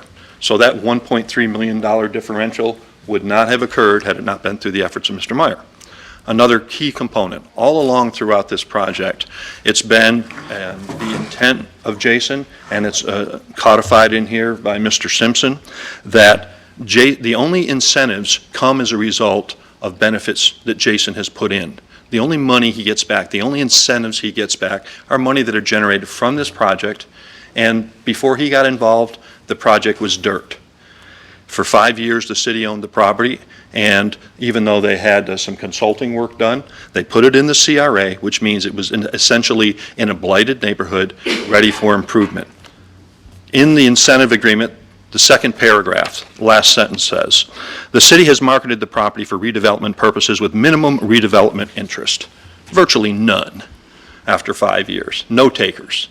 Zip. Okay? So that's when Jason came in, developed this vision, and being a little youthful, more youthful at the time, it was a little more extravagant. It got toned down, became more realistic over time. I remember the Google pitch with monorails. Okay, so there be it. So the $1.3 million, the ongoing cost, because back then it was costing the city $30,000 to $50,000 or so in maintenance and upkeep fees. That got eliminated with Jason's purchase. So again, Jason only gets incentives that come from his efforts, directly or indirectly. Not under general fund dollars, not other CRA dollars. It's totally restricted to and for the benefit of this project. When we talk about the money that's involved with the protection of the city's position, just recapping quickly, Jason paid up around $564,000, $60 an acre, for the 9.5 acres when he purchased it a couple years ago. The city has that in a fund. I think it's a dedicated special fund. That's money the city has in hand, over $500,000. Okay? That is city dollars, city protection. Because it's in a CRA, the whole underlying intent, 163 Part 3, Scott can quote it for you, basically says short-term loss, long-term gain. The city puts in money for only a remaining 4.5 years. Then it sunsets, then it's over. Fountainhead will have a life probably of 50 years. So the whole idea of the CRA, short-term, they induce and incentivize a developer, and they recover it long-term in property taxes. In the meantime, if Jason in the next 4.5 years doesn't build more buildings, he doesn't get more benefit. There's no ad valorem taxes coming back to him. There's no reimbursable dollars coming back to him. He has every incentive in the world to build more. Okay? The same with the jobs. When Synergy itself, because I am privy to some of the inside operations of Synergy, it only makes money when he has more staff. Less staff, less gross dollars, less net dollars, It's not in his advantage, under no circumstances or any circumstances, to go ahead and have a reduction in staff. He went from number 767 on the Inc. fastest growing companies to not being on that list. Okay? Not because he didn't want to. He's had, for the last year and a half, a recruiter working on. If you could just wrap up your thoughts. Okay. So short version is this. In my discussion with John yesterday, the idea was, and I have plenty of 2019 data I can show you, the idea was to do this extension with a couple of provisions. One is that in the interim intervening time, staff from our side, staff from the city side, get together and try to work it out, as Scott was talking about. We would put a limitation, and would probably agree to the limitation that says, even though if we get the CO, we are entitled to Part 1. I think the principle of law, and there's plenty of lawyers here, would say that if by mutual agreement the parties say, we'll finish work, we'll get our permit approvals, but we won't trigger the purchase agreement until this is resolved. That does what I think John and I talked about yesterday, which extends a deal, leaves the door open for negotiation, because we still have to resolve it, but we won't come in to pull the trigger where we say, we've got a CO, now we buy them. There's a pause, there's a checkpoint there, and that's, I think, the essence of what we discussed yesterday. Okay. I'd like to continue, but time's up. Thank you. Yeah, and I allowed you that because we don't have the TVs on right now to let you know how much time you have left. Yes, sir. Thank you for wrapping that up. All right, yes, Heidi, you had your hand up?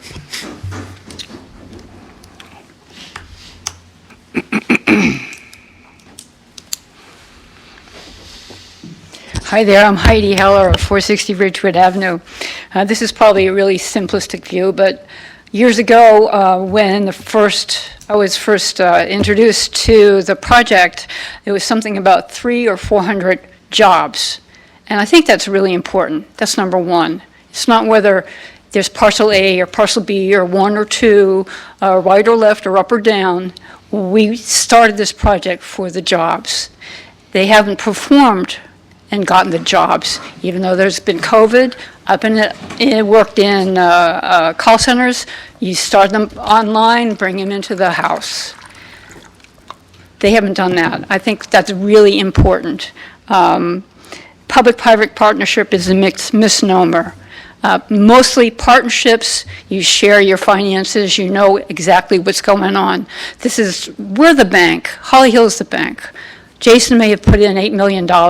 Jason already also received PPP money, as many businesses did. He received between $350,000 and $1 million. We don't need trees. The employee does not need trees. The employee doesn't need parcel 1 or parcel 3 or parcel 2. Let's get those jobs. So that's really simplistic, and I don't understand the rest of it. That's what I'm thinking. Let's get those jobs before we do anything else. Thank you. Thank you, Heidi. All right, Mr. Legary?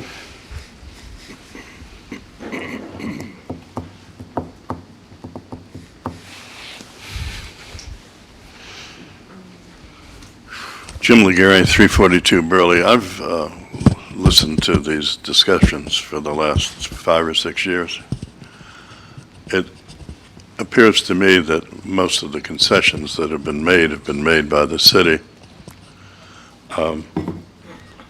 I'm, like you, Mr. Mayor, I kind of deplore the email regarding Mr. Forte's failures. I don't think that's much of a marriage. I would like to see some kind of,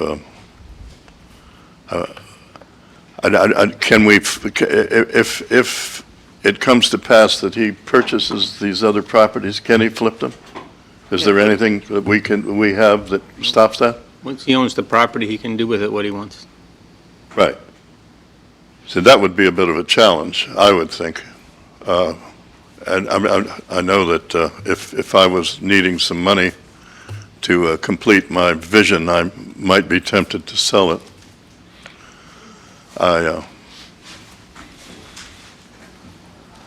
I would like to see some kind of negotiation. Like I say, I think this is probably the 15th or 20th discussion I've seen on this project.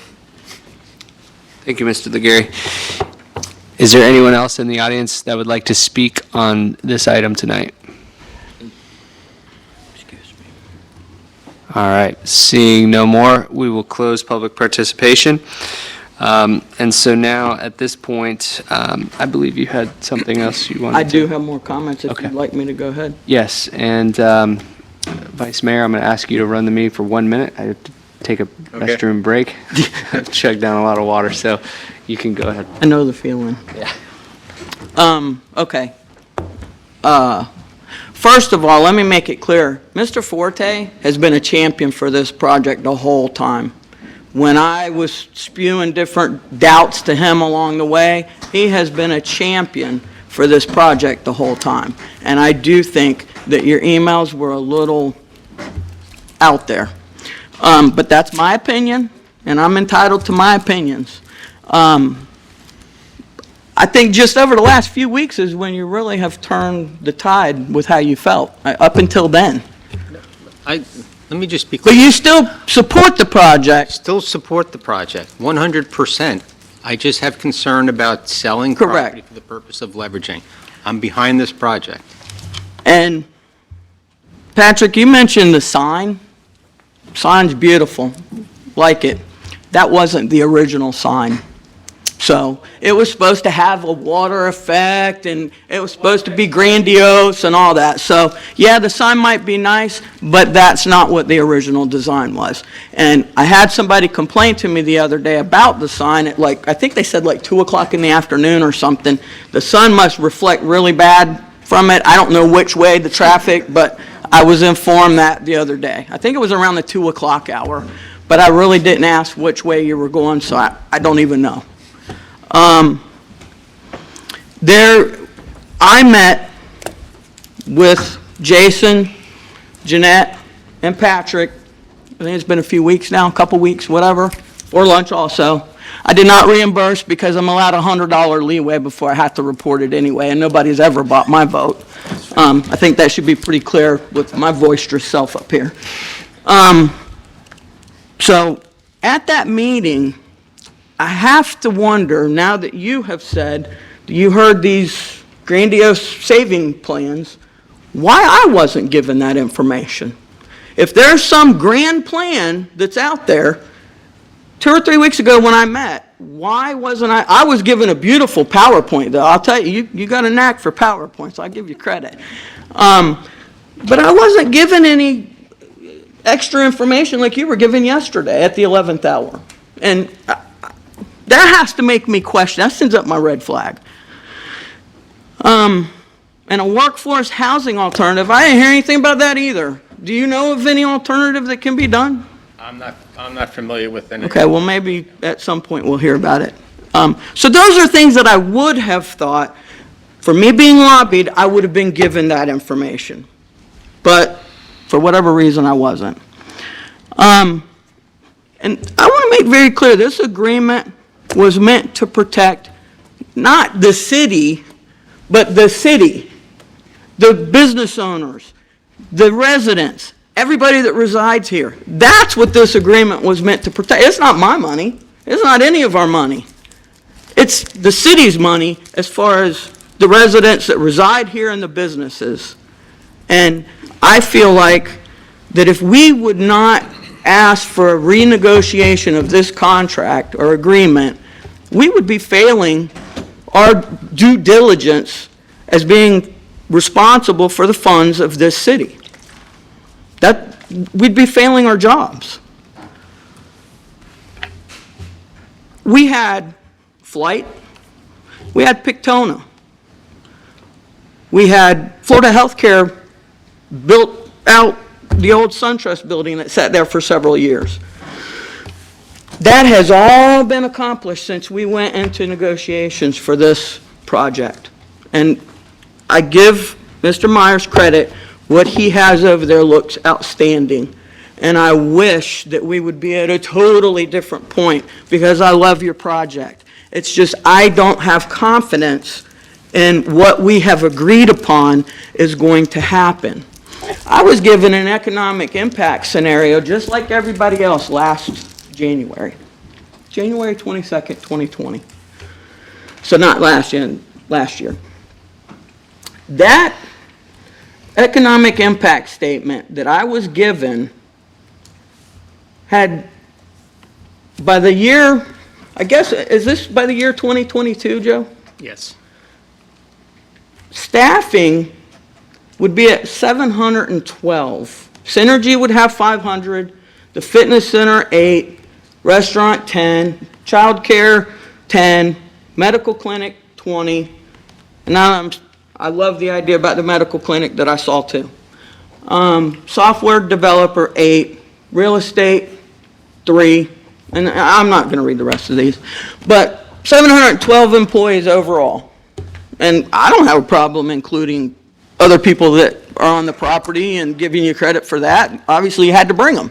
So I don't have a problem with that. But none of this has happened. None of it. Remember, we have an agreement for a reason, and nothing has been fulfilled within here. So we have to protect our public funds again. We deny this request for an extension, and we ask for renegotiation of a new agreement. And I think that's the only way that we can still maintain public confidence that we're looking out for their money and doing the right thing to try to sacrifice this project that we all want to see come to fruition, but I have to be responsible for those funds. So that is where I stand. Thank you, Commissioner. Excuse me. Thank you.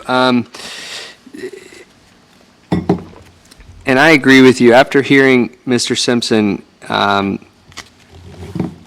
go over, I just want to reiterate that this doesn't end the path. We need to actually figure out what the path is forward, and that's kind of what I'm hearing from this commission. And I don't know if I know we're not all showing passion like you are tonight, but I believe, and I could be wrong, that's where you are at, Vice Mayor, as well. And you could give that feedback. But I think, though, moving forward, too, that we should not be, and there's nothing wrong with anyone contacting us and talking to us, but one thing that troubles me is that I came to this meeting knowing a certain set of facts and delving into those facts, and it was a huge surprise to me on the dais, and I don't like surprises, to know that there's extra information that I wasn't privy to, just like Commissioner Curry said. And maybe that came up last minute, and maybe that couldn't be provided. But furthermore, more troubling is that our city manager and our attorney wasn't privy to those facts. Because just like in union negotiations, we have to allow our city manager the full authority when we give him authority to negotiate things on our behalf without us intervening or interfering. There's nothing wrong with it. I don't think, and you could correct me if I'm wrong, Mr. Simpson, but I don't think there's anything illegal with being able to talk to an applicant about something that's non-quasi-judicial. But at the same time, in this case, it may be beneficial for the whole commission to be able to receive all of the same facts, especially during the time of a meeting, so we can have it open and transparent and in the public. So, and I know that, and I don't want to, I'm not accusing you, Vice Mayor, of anything. You received information and it could have changed your mind. I just wish I would have been privy to that information. Yeah, I as wasn't well. trying to. And that was say the anything reason negative. for my ask, when my ask was. And Yeah. I think we're all asking Good for the point. same You thing. asked But for, yeah. But I didn't ask Mr. McMahon why he came to see me, but Mr. McMahon used to be a customer of mine. Mr. McMahon was a customer of mine before I even heard the word synergy billing. So we've known each other for a dozen years or so, probably 15 years. And so when I met with Jason and Jeanette, my recommendation was tell the commission what's coming up, because I had no idea. And I think Jason responded that we have some big announcements coming the first of the year. And he made this statement to me that his intention wasn't to talk about the 190 or talk about anything coming before us right now. He wanted to bring me up to speed what his vision was at the Fountainhead of the dream room. I don't know that's what he calls it, but there's a dream building out there where people can envision their dreams. And this, the PowerPoint you guys probably all saw, Yeah. right? So but I got in the weeds with them a little bit as we're leaving. I said, Jason, I think you're going to have a tough time with this extension. And he said, I'm not here to talk about that. I said, well, I got to tell you, I think you're going to have a hard time. And my advice to you would be, tell the commission, whatever this announcement is coming first of the year, tell them now, because they don't know. And when you don't know, you don't trust. And so that was my recommendation to him at that point. And I think maybe based upon other conversations that we've all had with the applicant and their representatives, I think McMahon was throwing a Hail Mary yesterday. And I didn't ask him, he can shake his head yes or no, but I think it was, hey, I'm going to reach out to my old buddy John and tell him what's going on. And I wish there was more time, and I wish there was more foresight, but that's what I believe happened. So I don't think there's anything inappropriate. I don't think, No, and I I think he just reached out to me because he knew me better than anyone up here. Yeah. And so I believe he's a project manager, but I believe at one time, he was kind of the front man. Before Mike came on, and the general contractor and so forth. So I think he's a little more in the background now, doing some of the grunt work. You know, he dresses like that. That's why they keep him in the back. But so I think maybe that's my opinion. You can ask him if you want to, but I think that's kind of how it played out. So Okay. Just real quick, I am not saying anything bad against Mr. McMahon. He didn't have to meet with me, but I had a phone call with an executive yesterday that could have filled me in. So that's my point. Commissioner Daniel? It seems pretty simple that if we can, I mean, we're all looking for this to go through, but at the same time, we have reservations because we're elected officials, we gotta protect the city, and, so we're kind of in the middle of this struggle. If Mr. Simpson says that we can make a motion based on the original price of the property, not to be affected in our motion, to not extend this, and so that's where my heartburn lies. Isn't that a safe way to get out of this whole thing? I mean, if they're concerned, according to the devil's advocate over there, is that we're going to stick it to them on the price, which we wouldn't, but then again, they got to be sure of that. So if we want to make ourselves comfortable with being in control, just being a control freak, and put a cap on the price in our motion, is that possible? Is that what you said? You can make a motion directing staff to go and renegotiate, including new incentive agreements, but the purchase price remain at $60,000 an acre. You can make that as a motion. But just the term, when they can be exercised and things like that would change, but the price will not change. Let me just give the Not opportunity yet, to okay. Johnson. and then- Go ahead. Okay. Thank you, At Commissioner least you Daniel. don't stay as long as I do. And since us three talked, I just wanted to give the opportunity before I open the floor for a motion to Commissioner Johnson. Well, the only thing I just thinking a while ago, John was trying to get out of him. I don't think he ever got an answer to what he was asking for. I think he thought if he said if he gives you a 30, 45-day extension, say, to negotiate and whatever you have to do, and then can you slip in under that time and get a CEO and leverage everything yourself? I think that's what you was trying to ask, wasn't you, John? In a simple term. Right. And I don't, again, Mr. McMahon can speak to it specifically, but we would not be able to get a CO in 30 days at this point, or 45. We're getting pretty close, but not only would we have to finish the project, but staff has already advised us it could take Then he 30 brought up- days to get through their process. Scott brought up the point as well, that even terms, if you get to CEO, that doesn't give you the leverage to buy the parcel one and let you move ahead at the same time. Is that what you said, If Scott? they get the CO, they They can. get the CO, Yeah, but I thought you said you could put that into a No, motion. that's what Mr. Simpson said. I'm saying we can't. The concern I have is trying to say you're not allowed to get a CO if they're qualified for a CO. That, I would be concerned about that, because That would honestly, stop them from having the leverage, we would still have the power over it.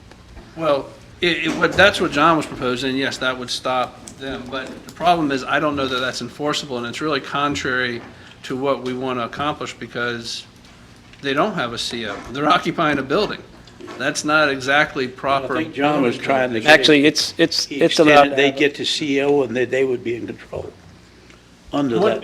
To get the CO, it would be, so, but my point is, if we want to renegotiate the purchase options, why extend them?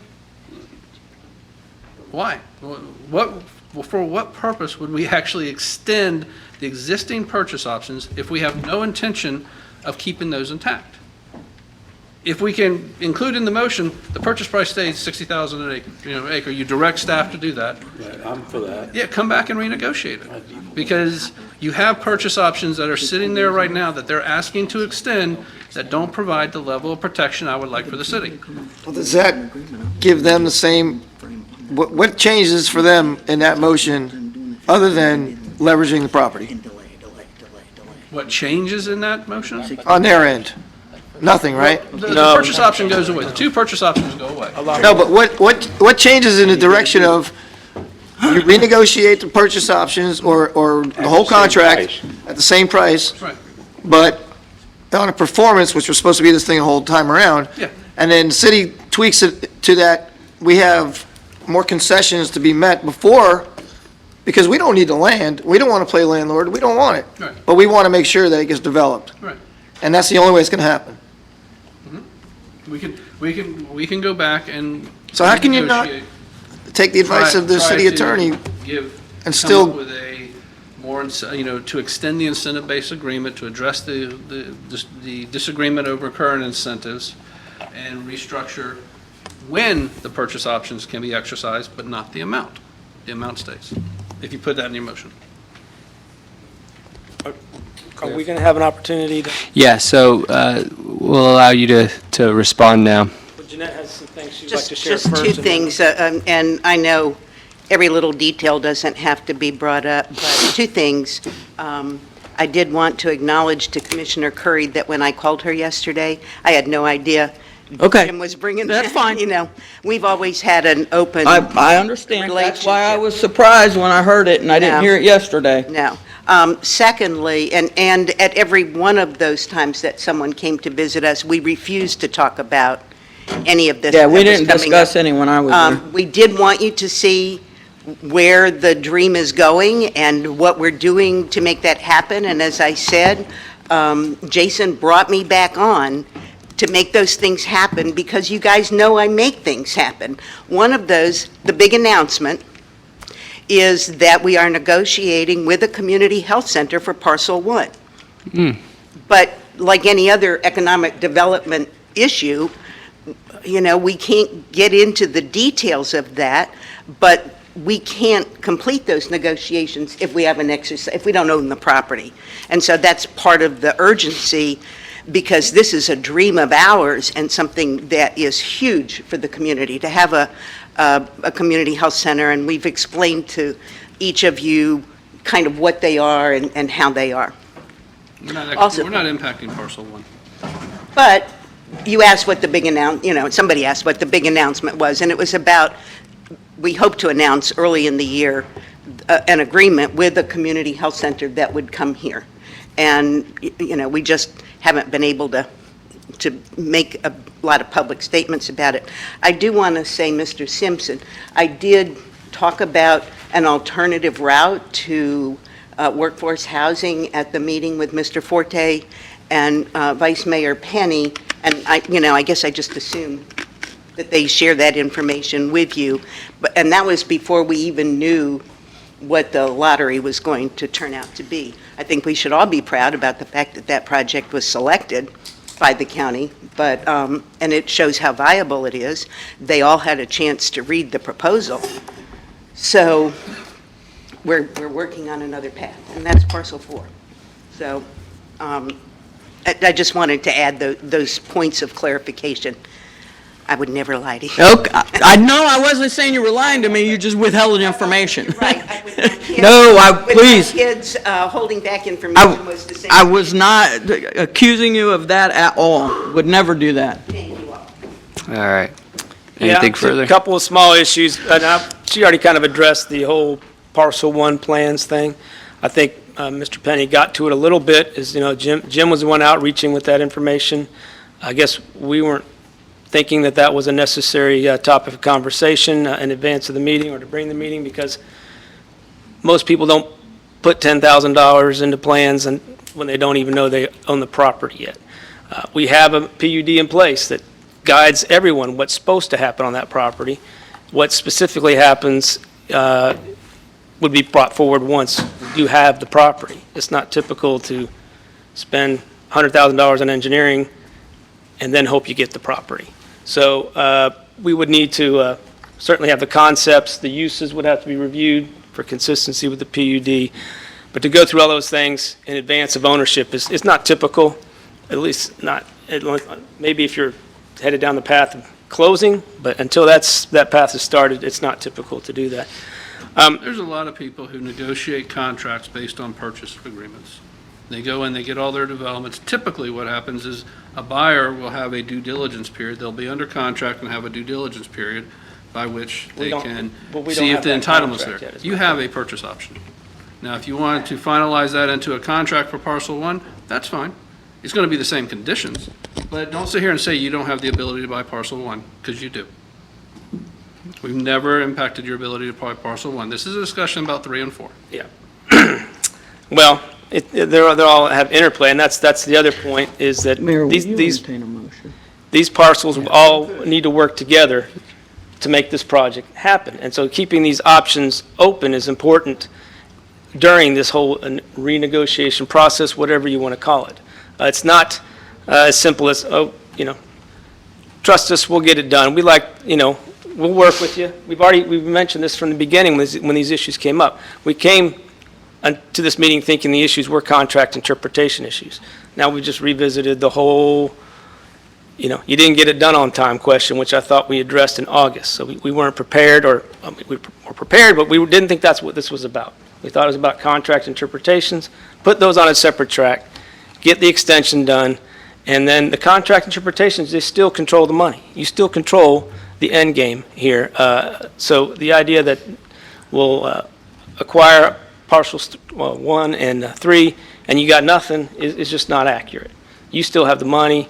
You still have the most of the power there. We own the property, and if it's leveraged, I think that's also demonstrates a commitment that he's going to own that property. If he's got it leveraged, who's going to buy leveraged property? The purpose is to move this project forward. And keeping the options open, I think is important to making a comfort level during these discussions. We're not going to get a CO in 45 days. We're just not. Mr. Forte advised me, even when we're done, it's going to take them 30 days to get through their final review process. That's what I was told when we were first discussing these extensions. So we would just like to keep the options in place as we move forward with the idea that we are going to work these issues out. Thank you, Mr. Kennedy. Just in the spirit of fairness, I wanted to provide them because That's we've good. run this a lot like a workshop. And now is the time where I'm going to tighten back up the meeting. We're going to need a motion on the floor. Mayor, I'll make Did a you motion. okay, really? Thank you again for just entertaining a quick comment on this. There's a lot of questions about why parcel 3, why this option matters. And I've made life and business decisions based on this agreement, thinking certain things, our interpretation of the agreement, and based on trying to realize the full vision for this project. And so the option, it's not about buying it right now, it's not about having to own parcel 3, but it's about making sure we don't lose it so the vision doesn't fall apart. That's why it's so important. I don't need to take parcel 3 to the bank, I need to take parcel 4 to the bank, but I don't want to lose what we've built so far. So I've been operating under the assumptions of everything that's in those agreements, just like we would in private business. And if the door is open to renegotiate all those terms, every bit of it, I can't see us pursuing parcel 3. And that just tears me apart, because that means that my vision for the Fountainhead is essentially dead. So that's kind of where I'm at on it. I think that if the decision of this commission, whatever it is, I will respect. But I can tell you, if the decision is not to allow the extension, that I think we'll focus on our business and trying to create jobs and doing everything that we've committed to do, but I don't think that we would be interested in renegotiating in order to secure an option. I just don't think so. I think that the issues that are on the table can be resolved. I think that we can work through them, but I don't think for us, there's interest in renegotiating everything. So, thank you for the opportunity. All right, thank you. Mr. Meyer? Ms. Curry? Yeah, I have the was going to make a motion. Yep, you have the floor. And out of the desire to see this project possibly go through and not stop it tonight, my motion is going to be that we deny the extension, but we direct staff to bring back an agreement that they've concluded between both parties by the first meeting in January, which is the 11th. So January 11th, 2022, I need to be seeing an agreement by then. And, before I forget, I want to maintain the sale price at the $60,000. So I don't want that to change at all. An acre. Huh? An acre. Okay, 60,000 an acre, I'm sorry, I figured it would be assumed, but I guess not. I shouldn't take it as though to be assumed. So 60,000 an acre, I want to maintain that in the agreement.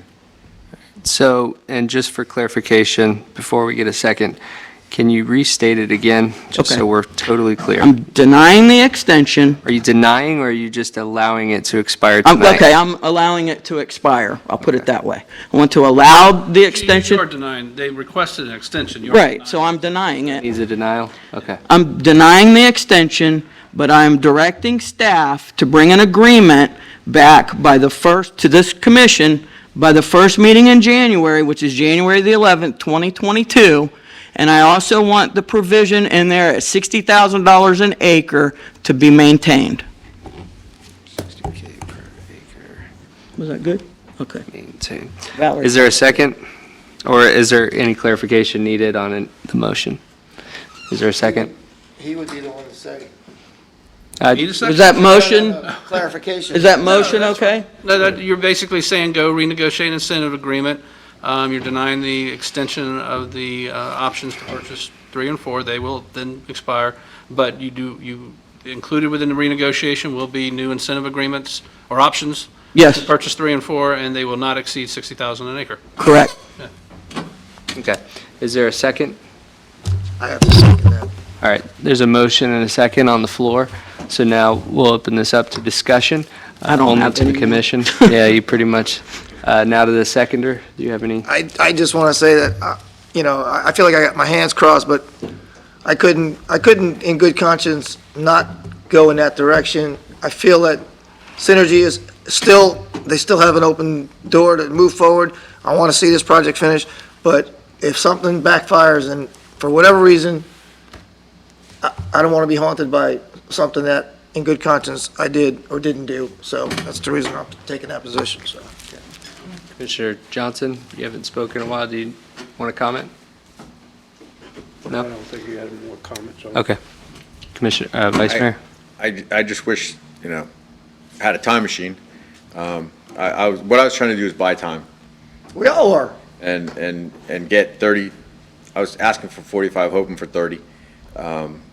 Just so that you guys could see the same information. You had some little dribbles, I We guess. still can. That we still We're can. not, we're No, not. I The understand. property price isn't even going up, it's being maintained, so there should be no issues there. I mean, I don't Trying to squash any understand, dreams. the dream is still alive, just gotta have different terms, because the other ones weren't fulfilled. It just has to be Protection. protected. Yes, that's what I mean. Is that all? Good. Okay. All right, so with that, if there's no further discussion, we'll go ahead and take a vote. Is there any clarification needed before we vote? No. All right, all those in favor signify by saying aye. Aye. All those opposed? Nay. Motion carries 3-2 with Vice Mayor and Commissioner Johnson voting to nay. All right, now we're going to move on to communications. We're going to go over to our city manager.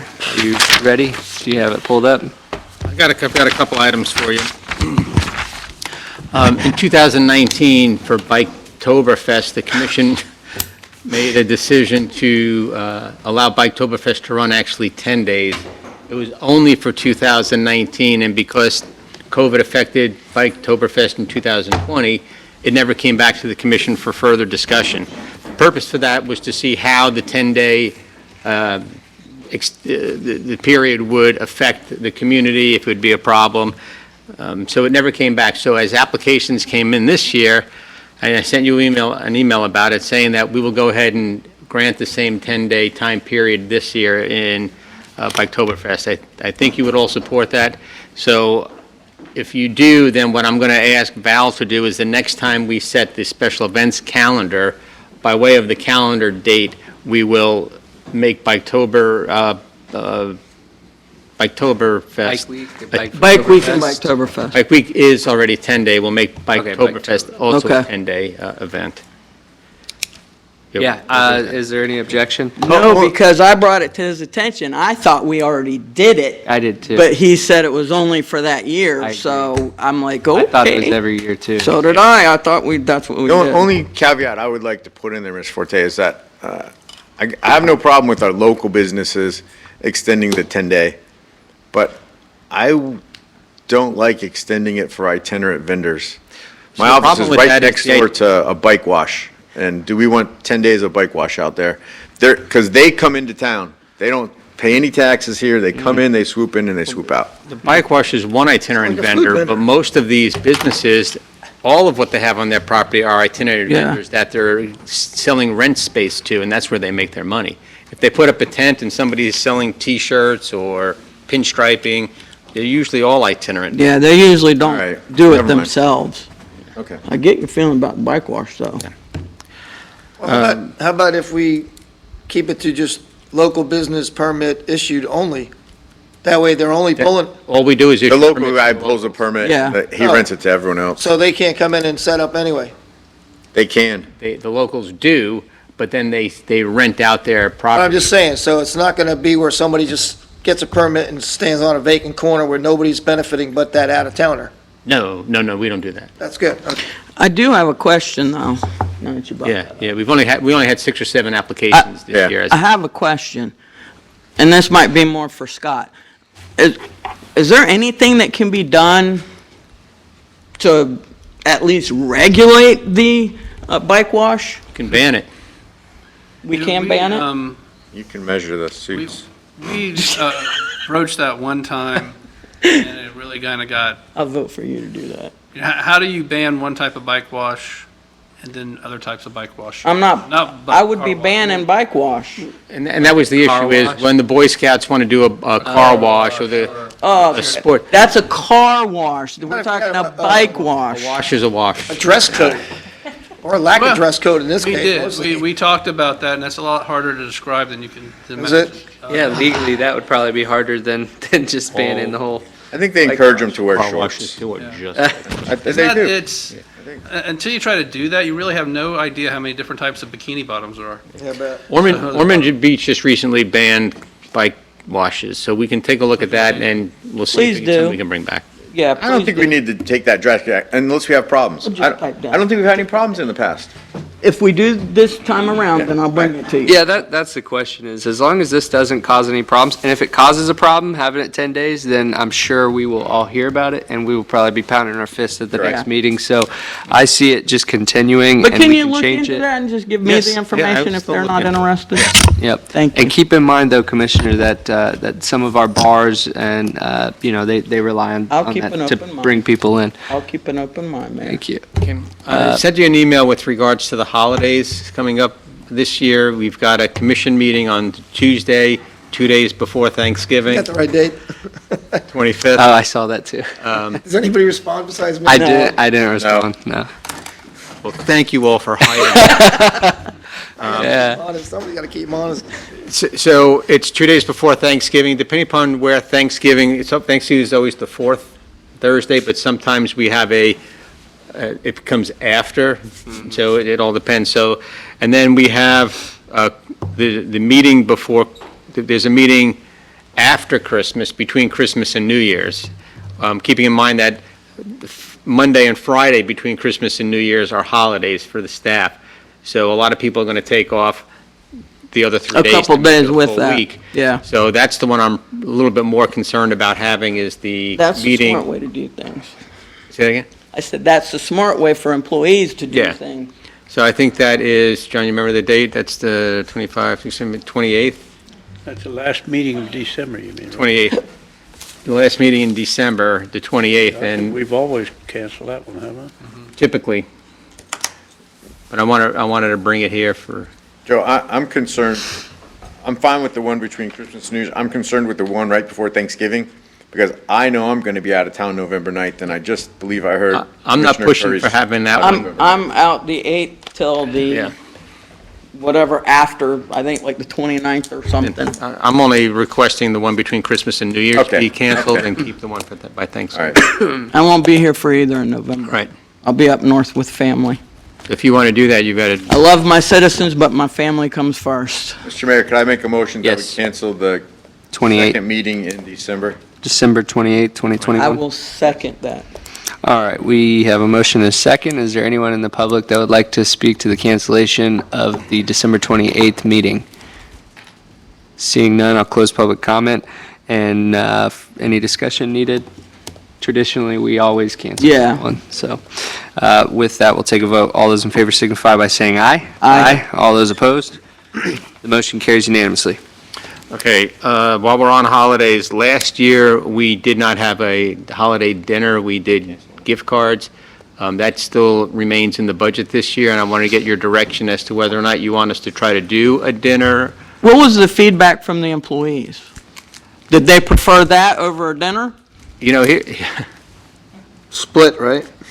not split. I don't hear feedback, you know, probably, They don't complain to the city manager. probably two people Complain to their thanked me. True. Or husband? 2 or 3 people thanked me for the gift cards, and I always tell them, don't thank me, thank the commission. And my question is, what feedback did you get? I didn't get any. I didn't get any. So Is there any way we can maybe poll the employees? you could always, Scott has the ability. You know how you'll find out? Don't give them nothing. Has the ability to ask if you want a dinner or the card. I'm going to tell you, most people are going to say they want the card because they don't want to. Here's the thing I learned not too long ago, and it was actually interim Chief Miller that said this to me. I was doing lunch and learns over at Sika Hall, and I thought, what a great way to educate the employees and feed them lunch. And I was frustrated. I wasn't getting many people to turn out. And I was driving with Miller, and he said, people don't like to socialize with their coworkers. And you're forcing them to eat lunch with people they work with all day, and they want that hour break. They don't want to have lunch with their boss either. Well, and I was going to say, That's probably more. at holiday events, they don't want to be around the commission or their bosses. So me thinking That's a I'm good doing point. something good for the employees don't see it that way. And I get that now, you know. I want to force you to learn how to balance a checkbook. Well, they don't want to learn how to balance a checkbook. Right.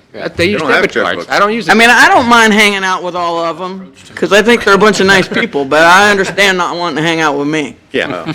So I think if we were to poll them, the majority would come back saying gift card.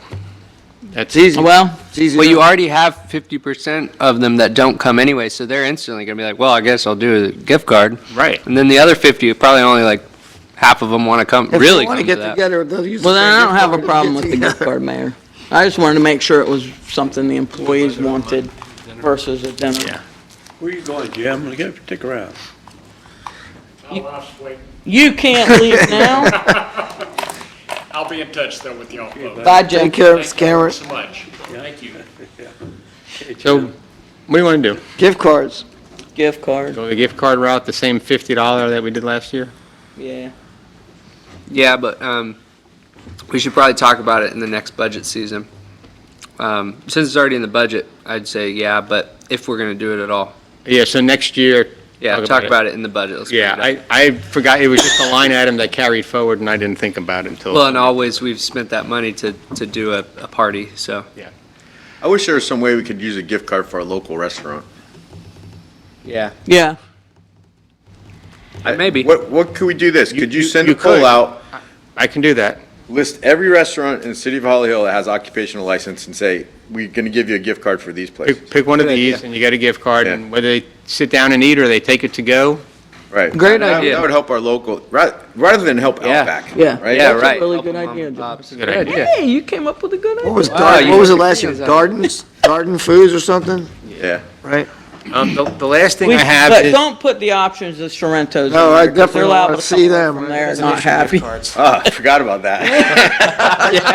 I'd be lucky if I get my money. I could go in on Saturday and give away pizza, according to what's her name there. I hate to say it, John, but in reality, we should leave you out just Oh, I for know. legal reasons. Yeah, that's, so- no problem. Yeah, sorry. I think that would be a big deal. I think it could be. $50 worth of pizza. It's a tray of lasagna. I could get a pasta, yeah, a big pasta tray, yeah. All right, so the last thing I have is next to you are two binders. Yeah, You saw that. thanks. That's the They weren't big enough to hide behind, right? What happened to a committee doing this? We talked about it, and we said that the commission would be the committee because you want to see presentations. Oh, So fortunately, unlike when I was in Seminole County and had to review 18 flyover contracts over the weekend, there's only two, and it's the two that we expected. It's Brown & Brown, and it's Foundation Risk Risk Partners. So here's your task. You need to review these. There's a score sheet in here. It looks like this, and this is how you're going to grade them. So you need, and here's what I'm suggesting, is that you're going to have 3 opportunities to grade them. If you review these and you score them on this sheet, that's your first opportunity to score. okay. Then, at the next meeting, we're going to have a work session at 5 o'clock, and they're going to do presentations. 15-minute presentation, 5-minute questions, the next one comes in. That's your opportunity to change your score that maybe you learned something different. So do it in pencil. Sure. You can do it in pen and cross it out. Oh, okay. Okay. The third opportunity is when you sit amongst yourselves at the meeting and you talk about it amongst at the work session after they're gone, and you have an opportunity to talk about yourselves, and you may change your score again. So at the end of the day, the only thing that's important is whether you rank them number 1 or number 2. Because some of you may be very easy scorers and you score them in the 90th percentile, and some of you may be more rigid and you score them in the 70th percentile. So the score numbers don't matter in as much as the rankings do. So once it's all scored, then I'll collect your papers that night and we'll find out who scored number 1 and who scored number 2, and whoever scored the lowest is going to be awarded the contract. Yeah, good idea. So The lowest or the highest? Well, no, whoever you score number 1 is number 1, and whoever Right, scored number 2 that's, is number 2. okay, So the okay, I lowest get would you, be- never mind. Whew, my Yeah, the brain's not lowest, working. you add them up, the lowest number wins. Yeah, whoever scores the highest points gets the number 1 rank. Yes. Okay. So I wanted to give these to you tonight so that you can take them home. You'll have 2 weekends to be able to do it, this weekend, the next weekend. Good thing it's Biketoberfest, I'll be at home anyway. And hopefully you'll, Especially now that it's 10 days. but I mean, look at the score sheet so you know what it is you're looking for, and then you'll be able to keep that in mind as you're reviewing these 2 documents. It's in It's in that loose paper. packet. It's in the loose paper that was in the The table. It's the in the loose back. packet, Roy? Yeah, the evaluation Yeah, there. sheet, yeah. You gotta fill in the numbers. Yeah, I'll give you an extra one just in case you lose that one. Don't put them both in the same place. Don't put them both in the same place. Let the CEO do it for you. Scott, I have a question. In the past, we have never ranked these. We've taken recommendations from a committee. Right. And it's no secret that I have a very close affiliation with Brown & Brown. And when I was first elected, I recused myself. And then I spoke to you and found out that there really wasn't a conflict of interest because my grandfather, my mother, and my brother both have and are currently working for the corporation. But it was so diluted that there wasn't a conflict of interest. But my concern is that there may be a perceived conflict of interest, and am I actually biased? And so that's my conflict. I'm trying to be totally transparent. What I would suggest, and maybe I recommended to you before, is the Commission on Ethics, they won't talk to me about a situation for you unless you, in writing, authorize it, but they'll talk to you. Okay, You I've can called give them them a before. call and- They're really good. Yeah, they are, and they'll give you. Vote for the other guy, you Right, don't worry right for the about name, it. Yeah. the name and the person you talk to, and what to say. I don't care that. They'll give you the right advice. They won't talk to me, they won't talk to Joe. Okay. I just don't want my brother's interest is so diluted in this small contract. But you want to make sure. He makes a ton without us. Yeah, he doesn't need us. Okay. Just vote for the other guy. That's what you said. That's the problem. He's afraid he might, and his brother's I going know. to buy him dinner anymore. That's why he wants it Cut out. him off. That's all I have. Okay. Thank you, Mr. Forte. Mr. Simpson, I talked way too much already. Yeah, we got your. we got Yeah, our we- money out of you tonight. Really, you earned your money tonight. All right, I'm gonna start it off. I just want to say that these meetings come around sometimes, and I loved the passion. I loved the disagreement. It's the first 3-2 vote in a long time. So, but I think it was healthy. I think at the end of the day, Vice Mayor, you said it, that we all want the end goal. We all want the same thing. We all want the great project. We all want the jobs, as Heidi said. We want the jobs. And my hope is that they will come to the table and understand our position, as Commissioner Curry so passionately pointed out, is we have to protect our taxpayers' money first and foremost every day of the week, no matter what, no ifs, ands, buts about it, whether we tick off someone or not, it doesn't matter. And I was thinking long and hard about public-private partnerships, and I told this to Joe the other day, and I said, the only thing that matters in a public-private partnership actually isn't private at all. It's just public. That's it. Like, if there's not a payoff for the public, then why is it ever being done? And so, and I know that we all agree with that here, and I hope that we could come to an agreement that will benefit them, but more so benefit all of us, meaning the citizens, the city. And I'm confident that we could do that, but I appreciate tonight that we had a difference in opinion, but nobody got personal at all. So I thought that was a success. The other thing I did want to bring up was National Night Out was outstanding, and my kids got a kick out of dunking me in that tank. So some of you commissioners missed out. You could know, I have dunked did. me, but Man. and then I got stuck in there, and did Sergeant, yeah, because kids came up and just kept going, and the event ended, and I'm like telling my wife, you got to stop the kids, and she's not that way. laughing. She's laughing. Pull the plug on the She's laughing, yeah, right? And then, but thankfully, she went over to Sergeant Marquez, and Sergeant Marquez came over and started shouting, hey, no, we're not. I was like, well, let every kid have one throw. So I was thankful that she came over and saved me. But the kids had a wonderful time, and it was an amazing event, and just thank you to our police department for putting it all in. I mean, I know you guys did a lot of work, and thanks to Sergeant Marquez, and just a wonderful event. So many kids were having so much fun out there. Love to see that. So, good job, congrats, and good long meeting tonight. So tonight we'll start, we're going to go this way around. We're going to start with Commissioner Johnson. Oh, okay. Yeah, our police chief got dunked a few times as well. I saw him. He got wet quite a few times. That's right, Chief went in too. I agree with what you say about the jobs, but one thing we have to remember too, they have the job opportunities, the job openings, and when a lot of people, when they stop getting not to work, they're going to be looking for jobs, you know.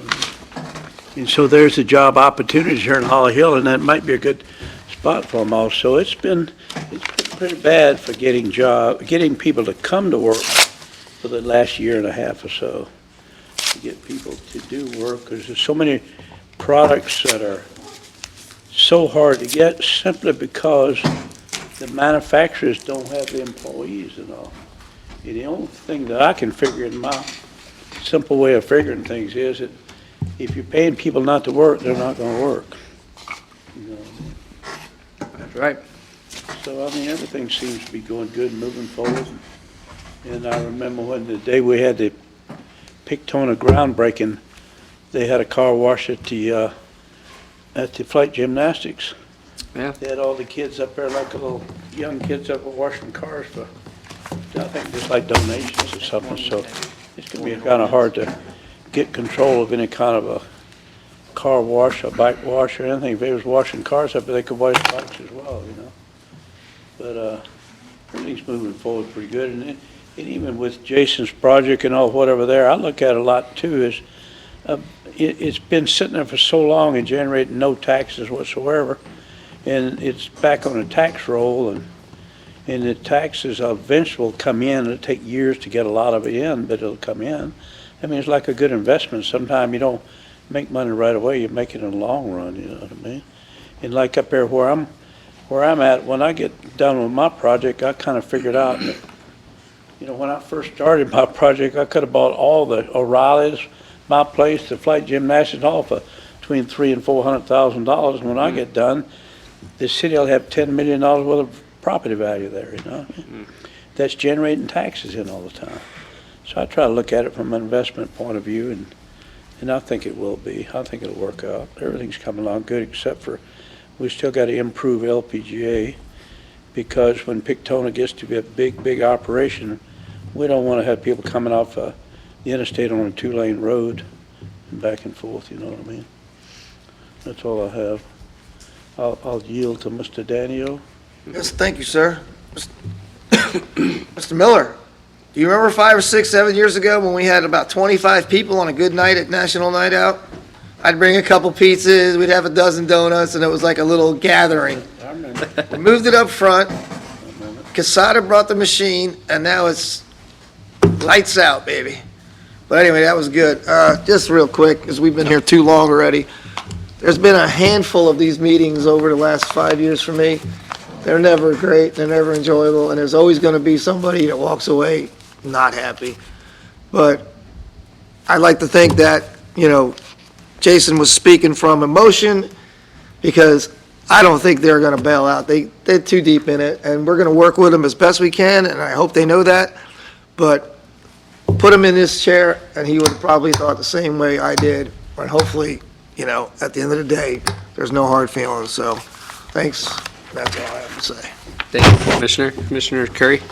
Thank you. I would just like to say, at the end of the day, I think the goal was to continue to protect the public interest, but yet also be able to continue the relationship and allow him the opportunity to continue his project. And I believe that we did the very best we could do, given the circumstances, especially by doing the motion the way that we did, allowing him to still purchase the property at the same price. Just maybe some of the details might be worked out a little different. So there's no drastic or life-ending changes, but I think that was the best we could do for the public interest. And I appreciate all the debate as well. Everybody knows I get passionate about everything, so I'm never going to apologize about that. I did want to let you guys know that Mandy, our victim advocate, has now officially taken over the Christmas Club board position. I had asked Mr. Forte. He came up with her name because there's already a couple other people, like with Orman, and I can't remember the other jurisdiction, that their victim advocates serve on the board. I was always the only elected official that ever served on that board. They asked me back in 2012. I joined in 2013 because of the food drive I did. They saw the articles in the paper, and that's when they asked me. Never really thought about offering it to a staff member, but just over this past year, I'm thinking, man, it would probably work so much better if we had somebody who was in touch with the community much better on a daily level. Great idea. She is absolutely phenomenal. And so I will let you know, so you can pencil it in. The boxing of the food is going to be Saturday, December the 11th at 9 a.m. And were you there last year? We were done by what, 10:30, 11? Yeah, 11 o'clock. I think max 2 hours is all it's going to be. And I tell you what, R&R, they are phenomenal. Jeff sets this thing up now where it just rolls. I mean, he's got 2 lines running, and it was just rocking and rolling. And he even has his guys make the boxes now, and so it's really a much quicker, streamlined process. And I tell you what, you do about 750 boxes of food with a bunch of people that are there wanting to serve their community. And it's such a good feeling. But I got to tell you guys, they're hosting this in Holly Hill. South Daytona is bringing every one of their elected officials and some staff members. You cannot let, like last year, the whole commission was there.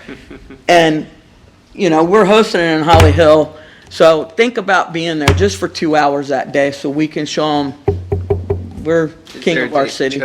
Chosen yet? Huh? Is there a date chosen? Yeah, it was December the 11th. It's a Saturday at 9 a.m.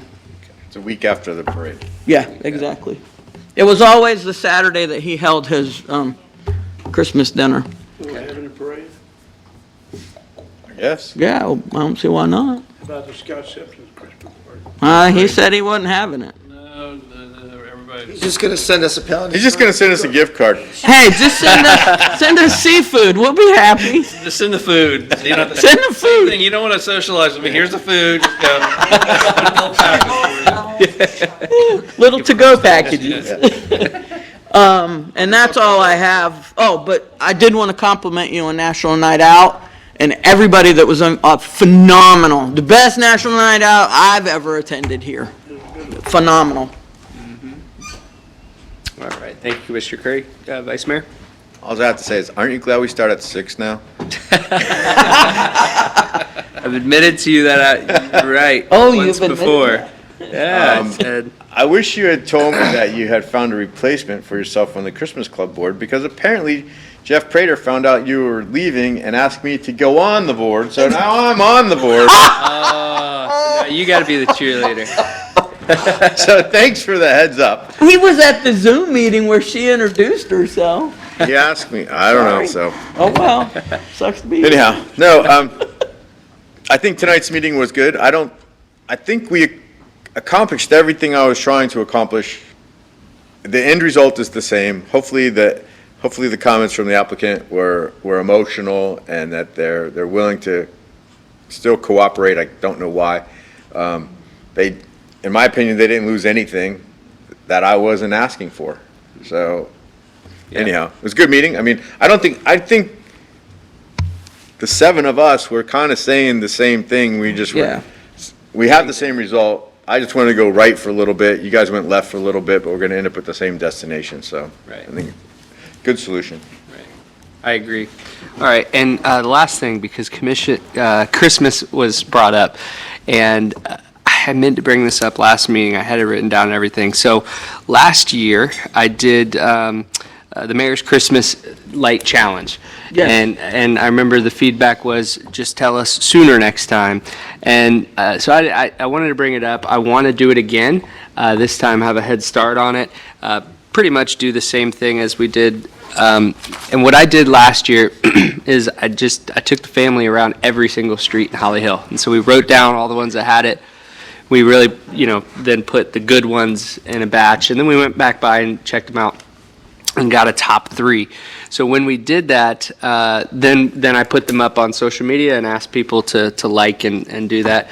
I'd ask for your blessing to be able to do that again. And if any of you want to get involved in any way, let's do it. I would love to. I think it's a great idea, but I think if we could ask Joe, I think Orange City or possibly Port Orange, there's a website that you can pay. As an app. As an app, and people, you have to let people know, apply to be on the ballot.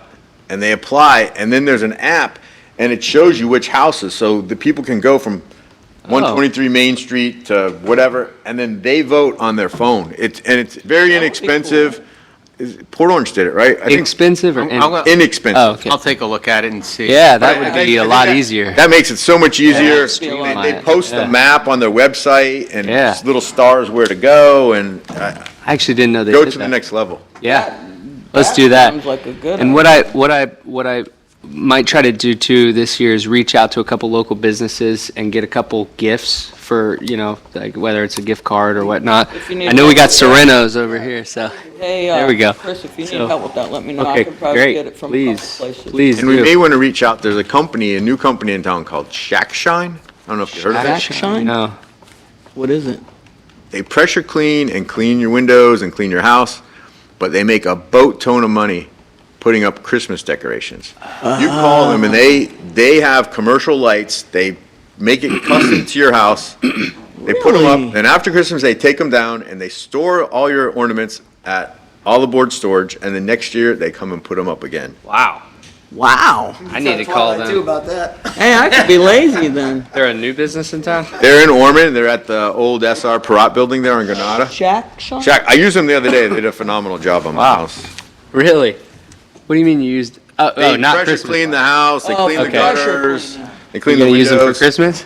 No. Damn, I need somebody to clean mine. All right, and the other thing is when the first year that I was here as mayor, I did a Mayor for a Day competition with the Yes. school, and they wrote an essay, and they did that. That was awesome. It was very complicated because it had to go through the school and all of that.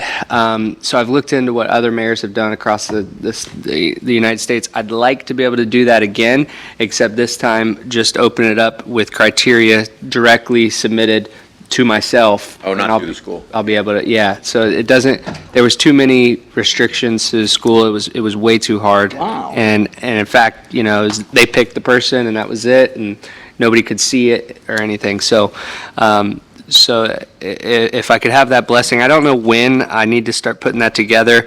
And what I'd like to do, and I'm going to do the same thing, the winter will get to come to City Hall for after school one day and to go around the different departments and speak to department heads to figure out what the city does, what the role is of the commission. And then that night, it'll probably be on a Tuesday, that night come back and then I'll let them open up the meeting. We'll give her him or her, it was a her last time, Probably a her. proclamation. Probably, they're much smarter than I know it. So, You yeah. three have to stay healthy for November 9th. Yes, because two of us will not be here. that's true. Yeah. Make quorum, we gotta stay healthy, guys. Well, you're at the school, what is it? Hey, if I can join through Can't Zoom, I'll be teachers' aides there. to get more than- Talk to DeSantis. Yeah. All right, so is there anything further that needs to be discussed? All right, with that, this meeting is adjourned. Since you